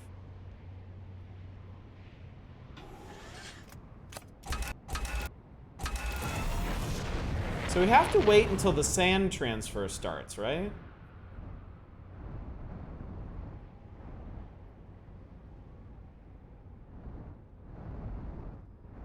Okay, well, there it goes.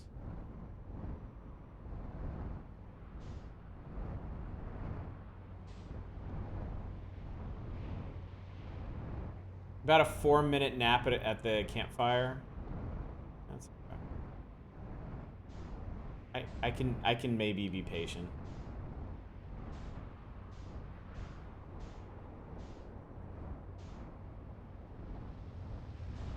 I think it's so neat.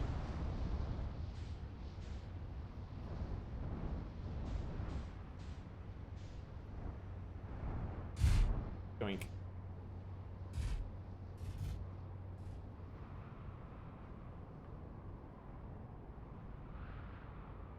I guess we're not gonna have time to try landing on the sun station again.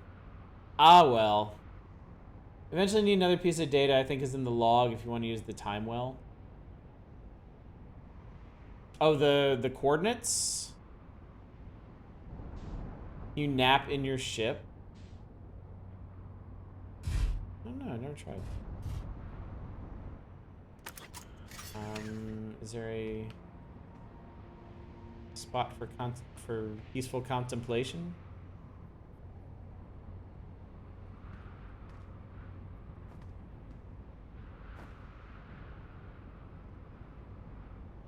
I don't think so.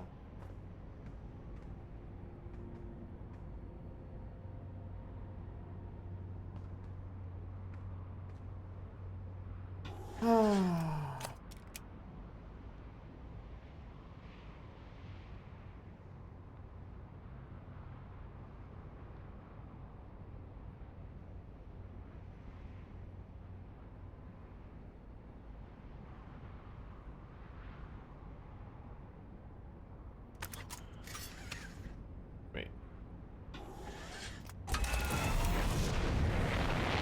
Okay, there's part of a tower. That's good. It's the broken tower. I probably don't want to be in the way of that.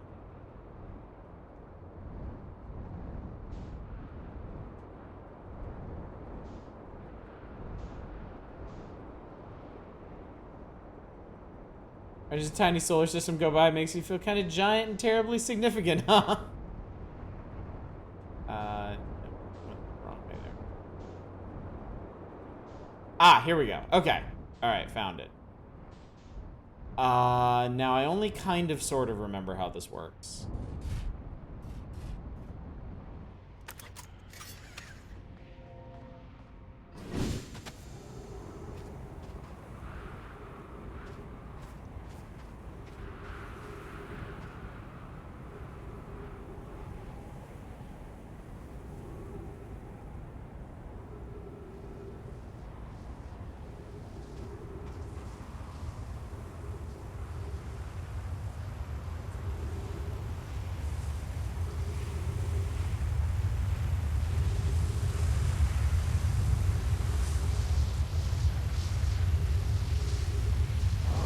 Isn't it like...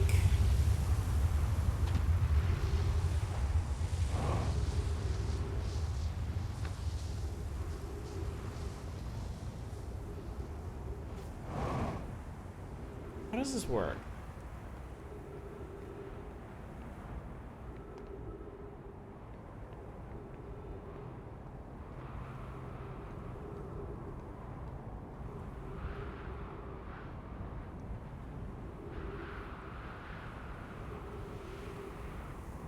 Because I'm gonna... Isn't it like I'm gonna need to be on the pad the next time it goes by or something?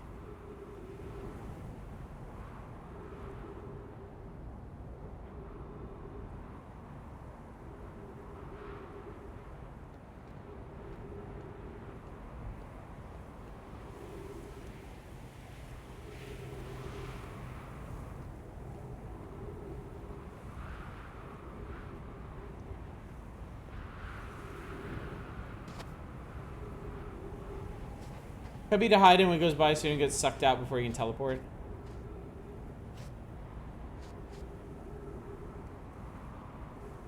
That's a big ass sun.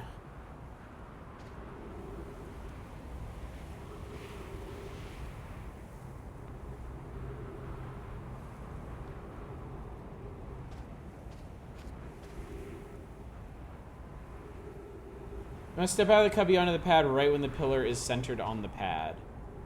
Oh, this is... Ah, that's right. This is the cubby. Okay. Okay, now I remember. Now I remember. Yeah, okay. So when the sandstorm comes back by, I step out. I hear it.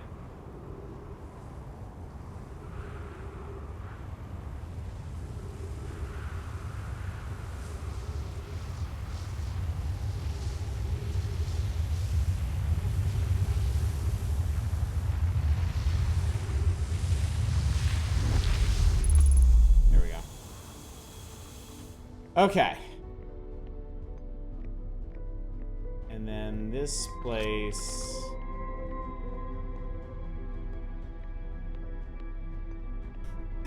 I remember all the funny shit that happened in here.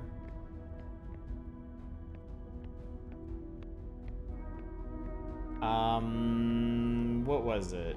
Oh god.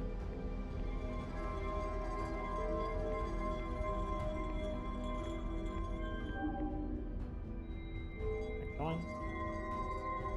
Go on. Okay, and then that, we pull that out. Right? Oh lord. How does this work?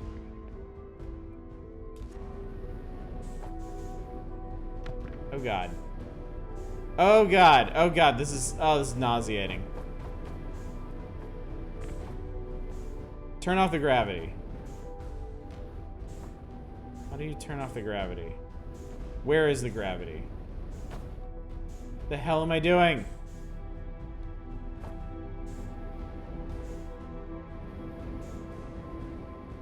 Stuck. Oh, God, imagine how much this must hurt. Okay, okay. I was almost... Oh, God. I can't save the universe. I'm too dumb. Oh, my God. Oh, my God. Oh, my God. We found a novel way to fuck up. Glad we came.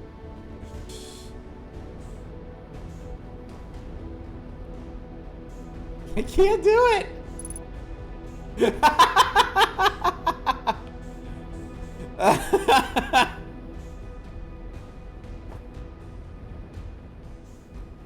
Please not vomit in the heart of the universe.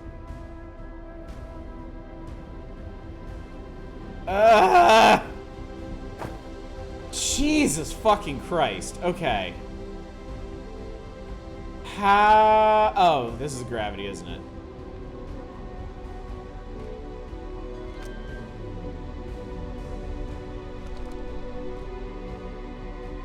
All right.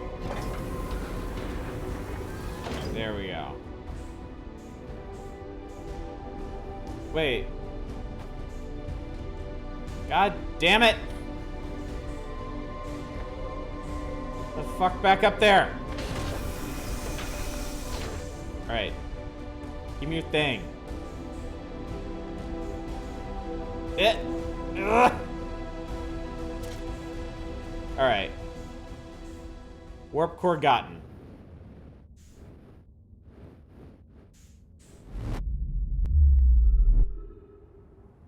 Okay. Okay, and then we will immediately die. That's the plan. Immediate death.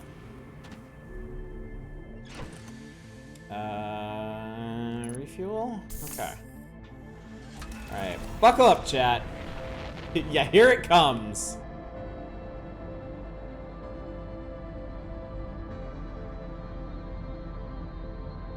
Ship is still like right there. That usually doesn't happen.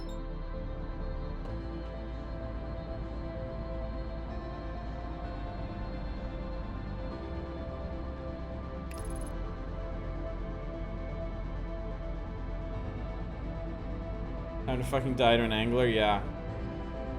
Yeah, because I don't remember how this part works so well.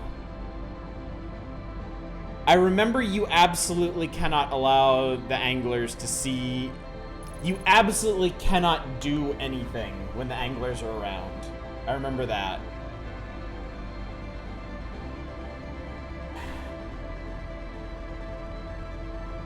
Yeah. I mean, we talked about this when I beat this game before. I do not like the ending of this game. I really do not like this part. It's great the first time. Like, because, you know, like, the stakes are so high, everything matters, like, you've built up to this point. After you fuck it up the first time, it just sucks. It just sucks over and over and over again.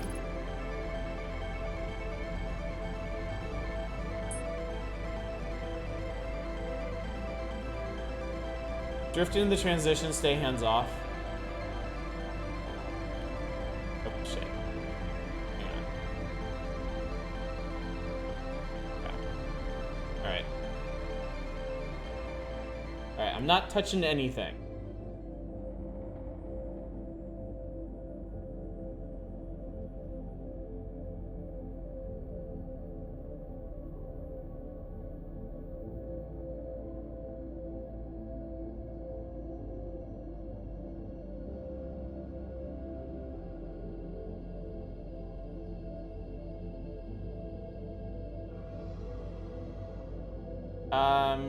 Oh no, that's right. I think this is okay. I think we end up drifting like right past this guy, right?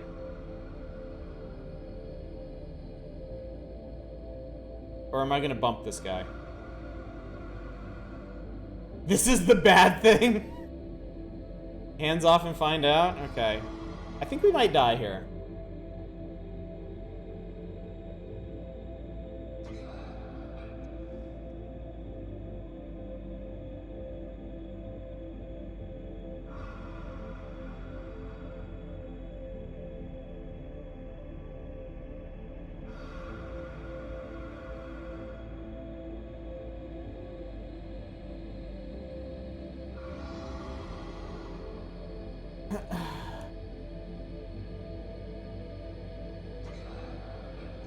Your visual acuity is based on you touching their tusks.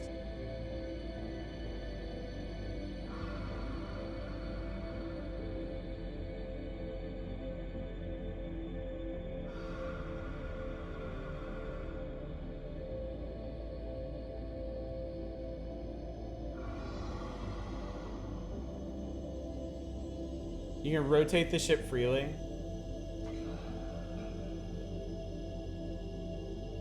Oh, you can look around?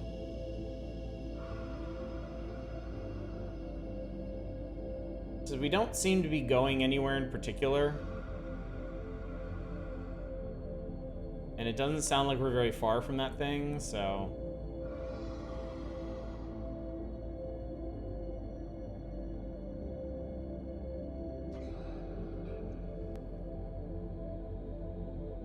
Are we actually getting somewhere, or...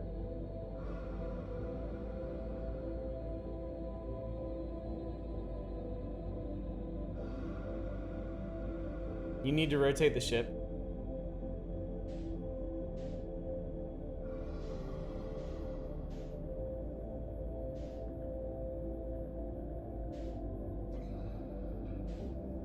Ah. Okay.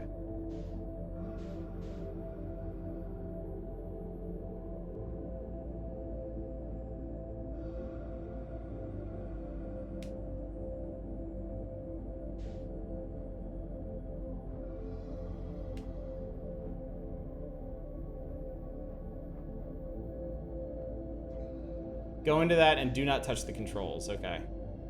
Da-da-da-da-da. Shut up! I mean, thanks! What's up, Cornudo?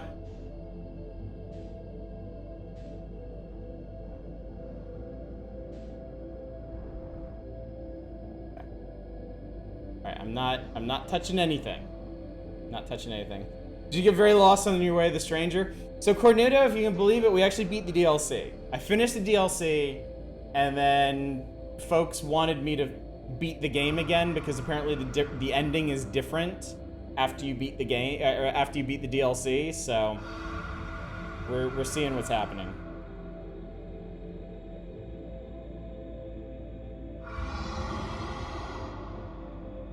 You know what's gonna be really funny? What's gonna be really funny is if I do all this and I actually manage to get to the vessel, but I don't get there with enough time to do the thing before the supernova.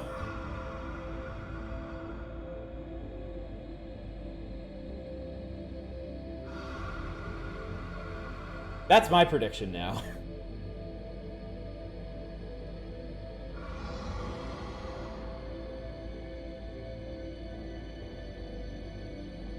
Euro beat pumping.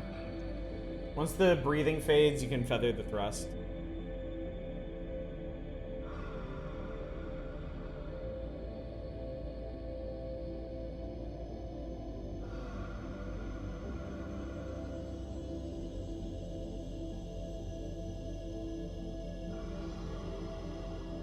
Okay, I know I don't want to run into those. So we want to head over there, right?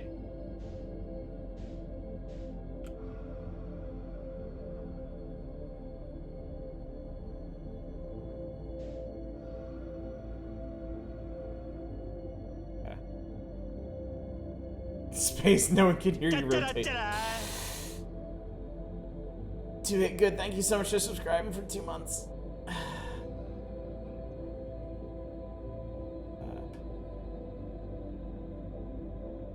It's like watching Grandma drive. Shut up. Shut up.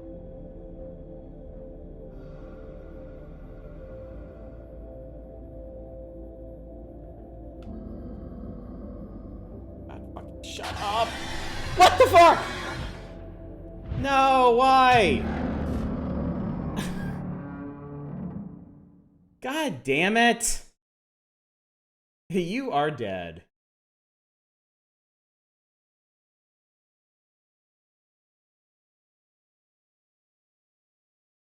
I hate this part. Hey, here's the credits.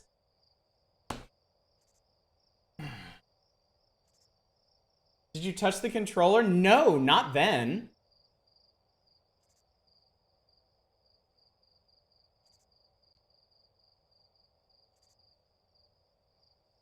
Your frustration at the ending is 100% your fault. I just want you to know.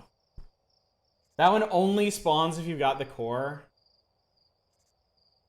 You died so hard you broke the time. I broke the time loop.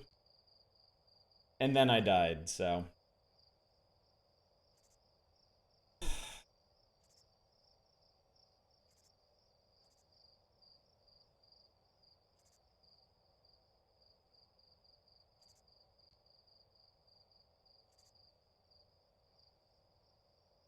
All right. I'm gonna be honest. I think I'm good. I don't think you all understand how much I hate the ending of this game. Like, I am happy I beat this game before. I'm happy I beat the DLC. I do not want to do this again. Like, it really, really irritates me. So yeah, I'll look up what the ending is, but I did the important part. We have played Echoes of the Eye. We have completed Echoes of the Eye. Such a dick move. A couple of alt endings are required, no interaction with the anglerfish. I broke the universe a couple times when we played it the first time. That was fun. Yeah, it's just, okay. I know we had this conversation before. I know we did. But it's like horror game. Like, you can make the scariest monster in the world. You can make the scariest chase sequence in the world. And it works. It preserves the atmosphere. It raises that tension. Everything works beautifully as long as it doesn't catch you. Once it catches you that first time, like, it breaks an element of the spell. It kills an element of that tension, because then you know what the result is. You know what happens if you get caught. So on subsequent runs, it's brought down a level because you're aware of that. And then the more it happens, if it keeps happening over and over again, you lose more and more of that tension and atmosphere, and it just gets replaced with frustration. Because at that point, you just want to be past it. So I get why they designed the end this way. Because, like, the stakes are never higher in this game. You know, you have shut off the thing that is keeping you alive forever. You've ended the time loop. And to finally put a capstone in this whole thing, you have to do pretty much the single most dangerous, most threatening thing in the entire game. That makes sense. That's a great idea. When you fail at doing that, it breaks the whole spell. It stops working. And each subsequent time, it makes it worse. So, I think, I think this is a really, really strong case for making stuff like this easy. Like, make it very threatening, make it very scary. They've done that because of how well they've built it up. And the whole environment, the sound design, the visual design, all of that, they got that. But there's really, there's no benefit to making it that punitive. So. Out of curiosity, do you feel that same frustration about the owl people during that part of the DLC? I think I would have if I had had a worse time with them. I think that is absolutely another situation where I could have very easily gotten frustrated with this. Fortunately, I've played a lot of cheap first-person horror games where you have to sneak around stupid enemies. So they weren't too hard to get past. But yeah, I got caught by them a couple times, and outside of just the sensation of being chased and grabbed, it was just kind of whatever. So, I think I'm a little confused. I was doing work stuff. Did we win? Yes, I finished Echoes of the Eye. I finished the DLC. There's no big denouement at the end of it. Like, a thing happens, but because it's DLC, you just go on with the rest of the game. Apparently, it changes the actual ending of the game. So I was going to run through the ending of the game again to see what it changes. Unfortunately, I fucked up the anglerfish part the same way I did multiple times the first time I tried to finish this game.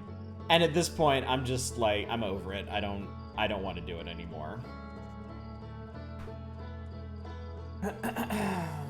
Definitely could have had the fish less likely to go for you when you've got the core. I think that would have been a really good compromise.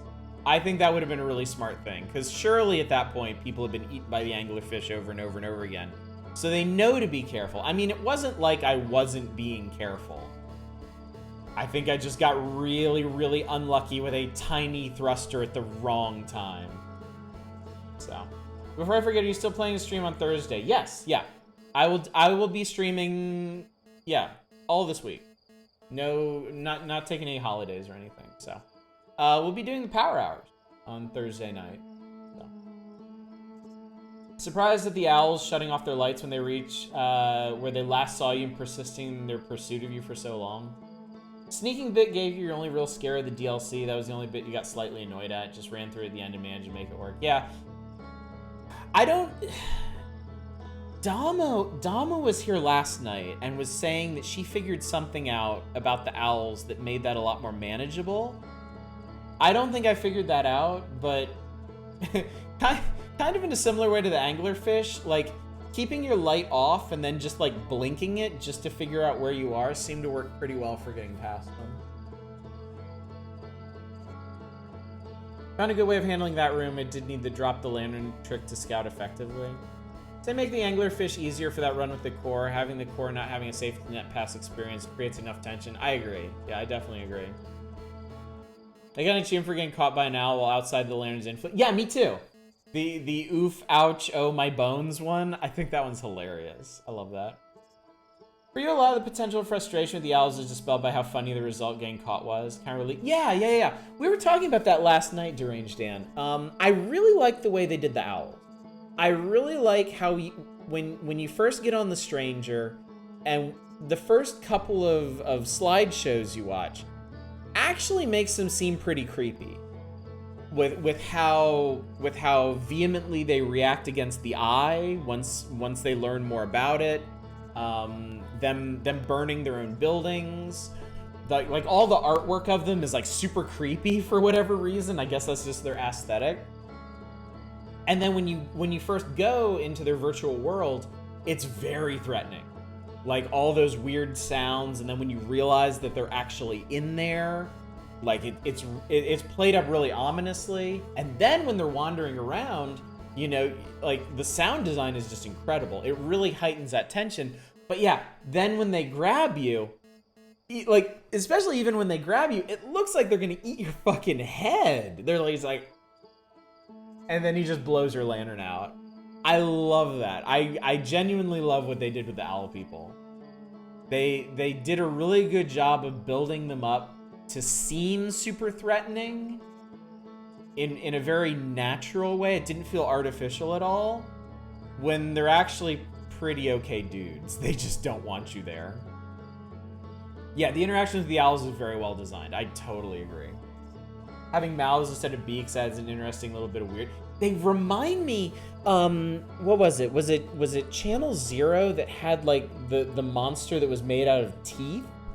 Their mouths actually reminded me of that. I know it's supposed to be feathers or down or something, but they remind me of that tooth kid.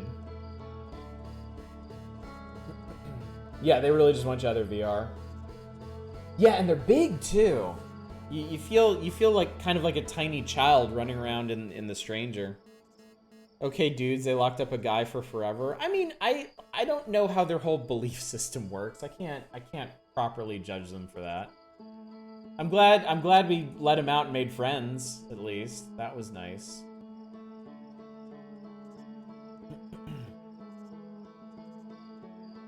Not expecting them to have mouths like that, yeah. Death seems super bad to them. Yeah, the prisoner wasn't so upset about it. I guess he understood. He understood the ramifications of what he did, how they would react.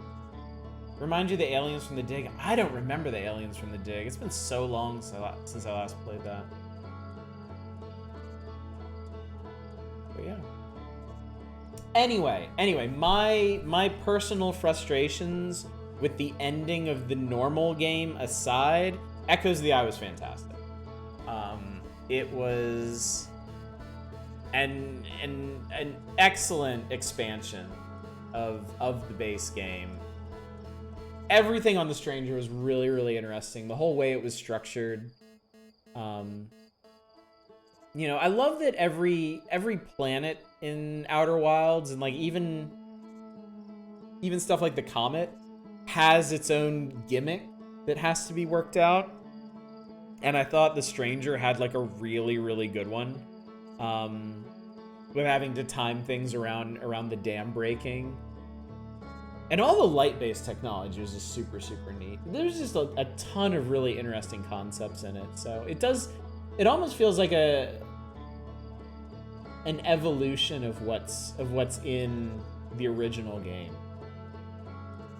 Just really well done overall. Glad you enjoyed it. Definitely looked up at least the modified original ending, if not the new ones. Yeah, I'll do that. But yeah. Telling the only resort to snapping your neck when they can't just gently eject you via lantern. Yeah, that too. That too. That was really... Actually, I wanted to look at something real quick. Reminded of something that I saw. Something that I was expecting that didn't really happen. Glad you liked it. It was a great watch. It was a lot of fun. It was a ton of fun.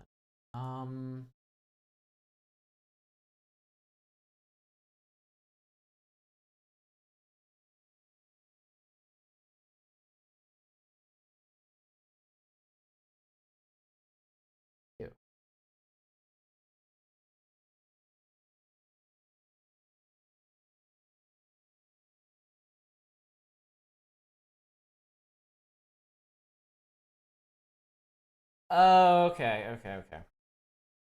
So I was a little confused. The store page for Echoes of the Eye. Yeah, strange satellite photo that can't be explained. New museum exhibit that marks the trailhead for one last journey in the wild. Should you pull the thread and unravel it? No.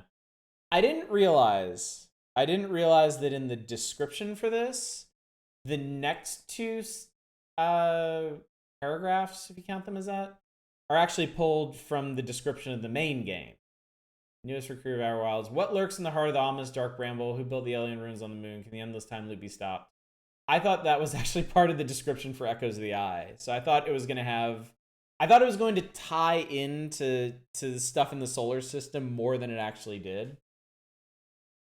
But it's fine that it didn't.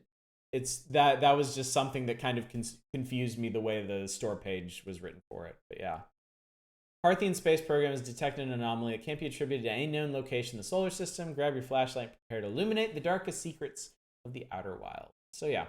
So the only thing it really ties into is why the Nomai lost the eye's signal for a time. I guess that's the one thing that it explains, yeah, in the base game.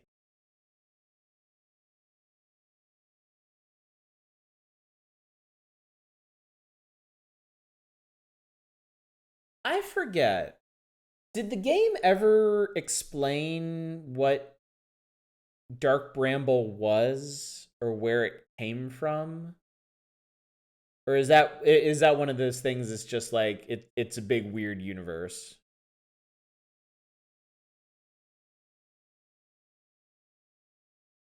Justifies the map too, true.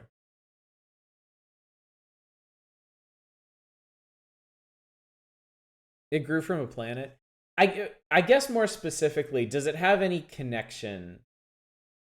Big weird universe that also spawned the Interloper. Okay, so Dark Bramble, the Interloper, that's all stuff that's just part of it being a weird universe. There's kind of like, I feel like it might actually help to kind of separate the stuff that's related directly to the eye of the universe and everything else. Everything else that's just there because it's there, you know?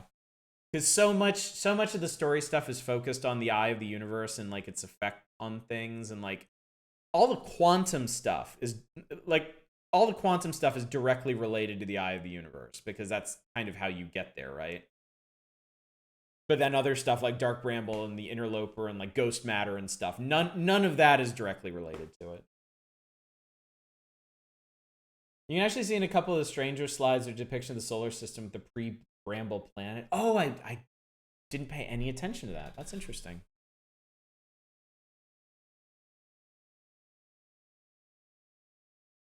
I wanna sit here and say I would actually be interested in another DLC that kind of goes into the origins of Dark Bramble, like why why that whole planet destroying seed has like portals in it, and like how it functions and why it does what it does.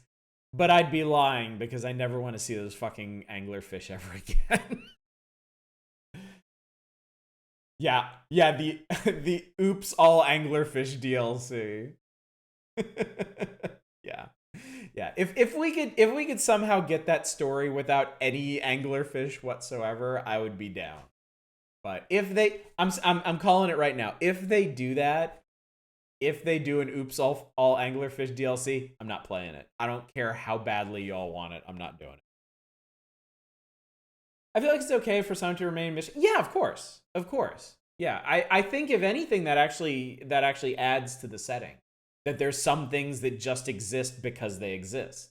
Because that's the kind of universe that this is. There's nothing wrong with that at all. I'm just saying, I'm curious about it. And they got so much mileage out of something as small as explaining why the Eye of the Universe signal was lost for a time, that I feel like they could do something really great with anything that they did decide to expand upon. Love to see the Nomai story. We see hints that they're still around in the universe at large. Yeah, because this was just like a splinter group of the ones that decided to track down the Eye. Would like to know if there's a link between the ghost matter and the stranger's green fire. That never occurred to me at all. It was interesting that there is a small patch of ghost matter. One or two there's like two small patches of ghost matter on the stranger, which kind of yeah helps place it more in the solar system during that disaster. I feel like the more the crazy stuff is happening because entropy is reaching its end, and so the most improbable things are happening. Certainly reasonable too. You got the eye signal thing backwards. The signal was gone except for a tiny blip when the prisoner turned off the stealth satellite. Well, no, didn't the Nomai originally set out? Didn't the whole group of Nomai originally set out because they detected the eye's signal the same way that the owl people did?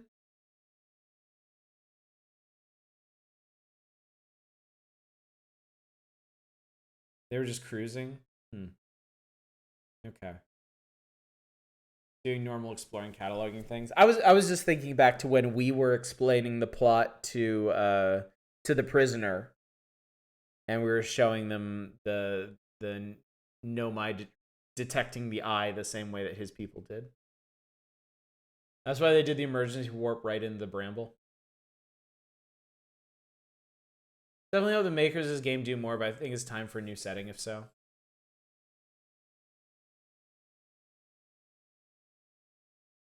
Yeah, I don't know. I feel like these developers are talented enough that they can make any premise work, honestly. If they wanted to do more with this, I think that would work fine. If they wanted to do more stuff in like a different section of this universe, I think that would be fine. If they wanted to do something entirely different, I think that would be fine. I mean, after a game like this, I have full faith and confidence in these developers to pull off anything. It's just a really remarkable game. A really singular game. Owl people directly saw the eye. The Nomai weren't anywhere near there and wouldn't have found it without the blip. Okay. Hunting game where you exclusively go kill giant anglerfish. I would play that.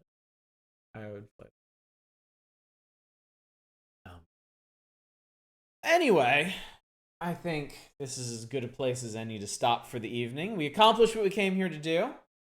And we had a good time doing it for the most part. Running an established setting comes with certain restrictions. Canonize things you can't really undo. I like to see what they do with another fresh scenario. Sure, yeah.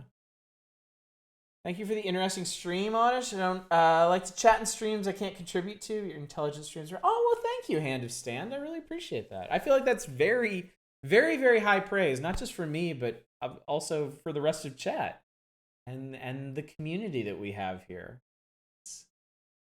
It's definitely one of the best parts, the conversations that we can have over games or whatever else is going on. All right, so reminders. If you haven't voted for the next big game that we're going to be playing, by all means, please do that. We have 9 options under our channel points. You can vote for as many of them as you want. I just ask that you do 1 vote per game that you're interested in seeing.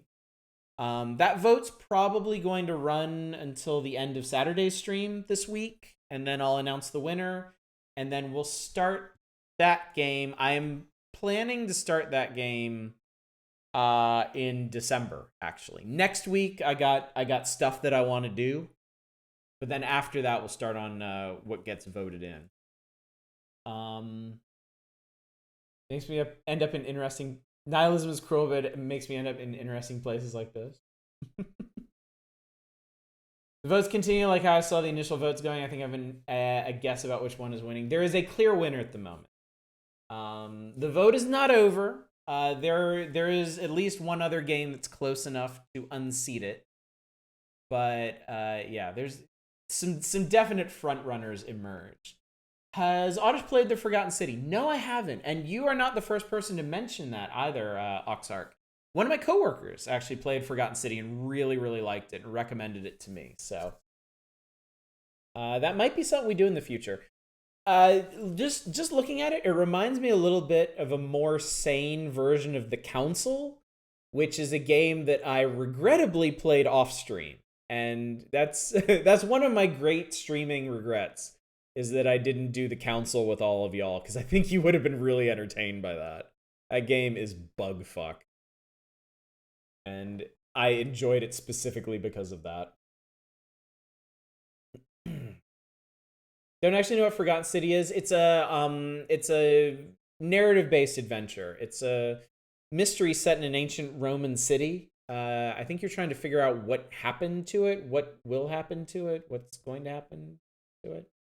So I recommend on the Outer Wilds subreddit as a game to play after wanting more stuff like Outer Wilds. That's an interesting. I was another one of my coworkers is a big fan of the Outer Wilds, and the first thing that always comes to mind for me when someone says they like the Outer Wilds is Return of the Obra Dinn. I know it's not exactly the same kind of game, but it's another extremely clever mystery. It does have some Outer Wilds energy. I gotta stop before I become completely incoherent tonight. Should be gone into blind like Outer Wilds too. Keep seeing Heaven's Vault. We streamed Heaven's Vault a while back. It was good. It was a very good game. I wouldn't really describe it like Outer Wild. One of the biggest things about Heaven's Vault is you don't get a super conclusive ending out of it.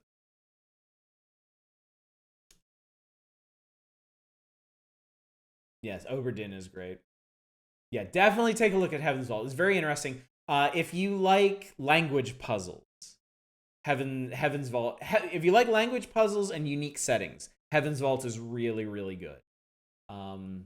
Not quite as tight as something like Outer Wilds or Obra Dinn. It meanders a little bit more.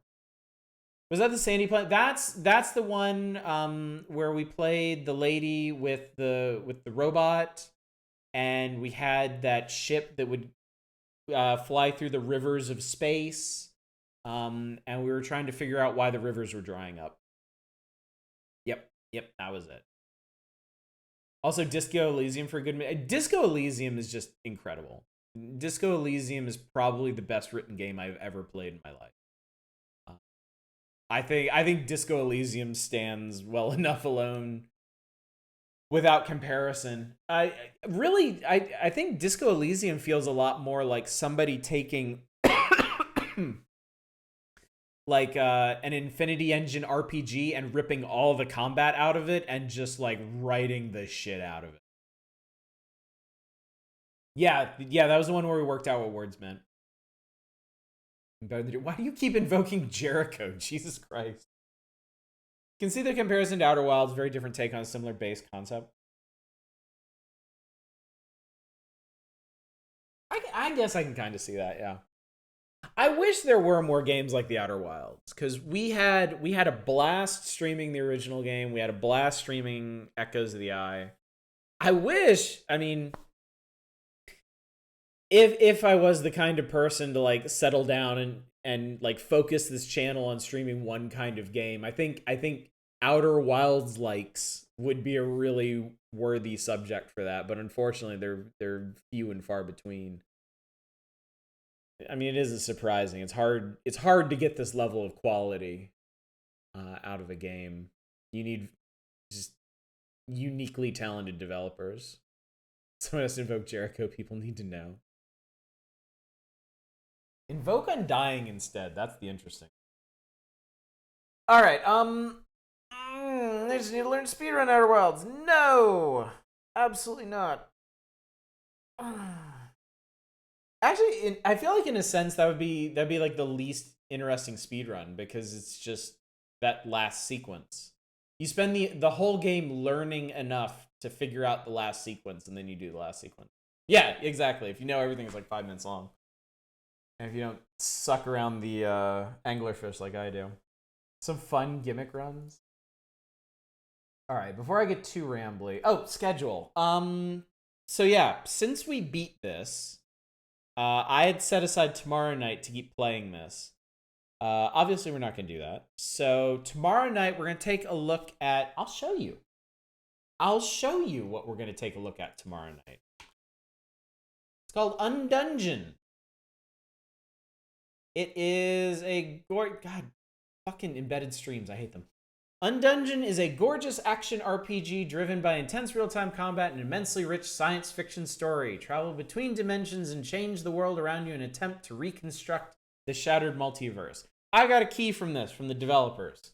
We're going to try it out tomorrow. I'm very, very curious to see if this is good or interesting.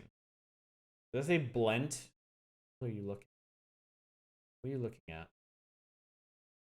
What says Blent? Is Blent a word to these people? Good dogs, Blent. Right at the beginning? I don't know. I'm past. I don't care anymore. So we'll try this tomorrow night. On Thursday, Power Hours, we'll be breaking out the old issues of Nintendo Power and looking for cool NES and Game Boy games to play. Friday, now that Friday is freed up, I think we'll do a regular indie variety night. I got plenty of games on the list that we could take some peeks at. So we'll plan for a bit of variety then, and then more Power Hours on Saturday, and that should close out the week. And then next week, we'll be doing some more test nights on Monday and Wednesday. We'll be doing something special from Tuesday, assuming we finish this volume of Nintendo Power this week. So yeah, lots of cool stuff. Anyway, I've rambled enough. Let me find somebody for y'all to raid. Somebody to go hang out with. Well, Dama was hanging out with us last night. Let's go hang out with Dama. Looks like she is playing Celeste again. Wonder what she's up to with that. Thanks for the stream. Happy Thanksgivings to those who celebrate it. Yes, I will be streaming Thanksgiving night. So if you're around, if you're not too busy with Thanksgiving festivities or being in a food coma, come on out. We'll look at some NES games. Be good time. Anyway, gang, thank you again so much for coming out tonight. Thank you for putting me on track to play Echoes of the Eye. Thank you for sharing this experience with me. I greatly enjoyed it. Hopefully you did too. And hopefully I'll see you tomorrow night for some Undungeon. Until then, as always, y'all take care. Bye, everybody.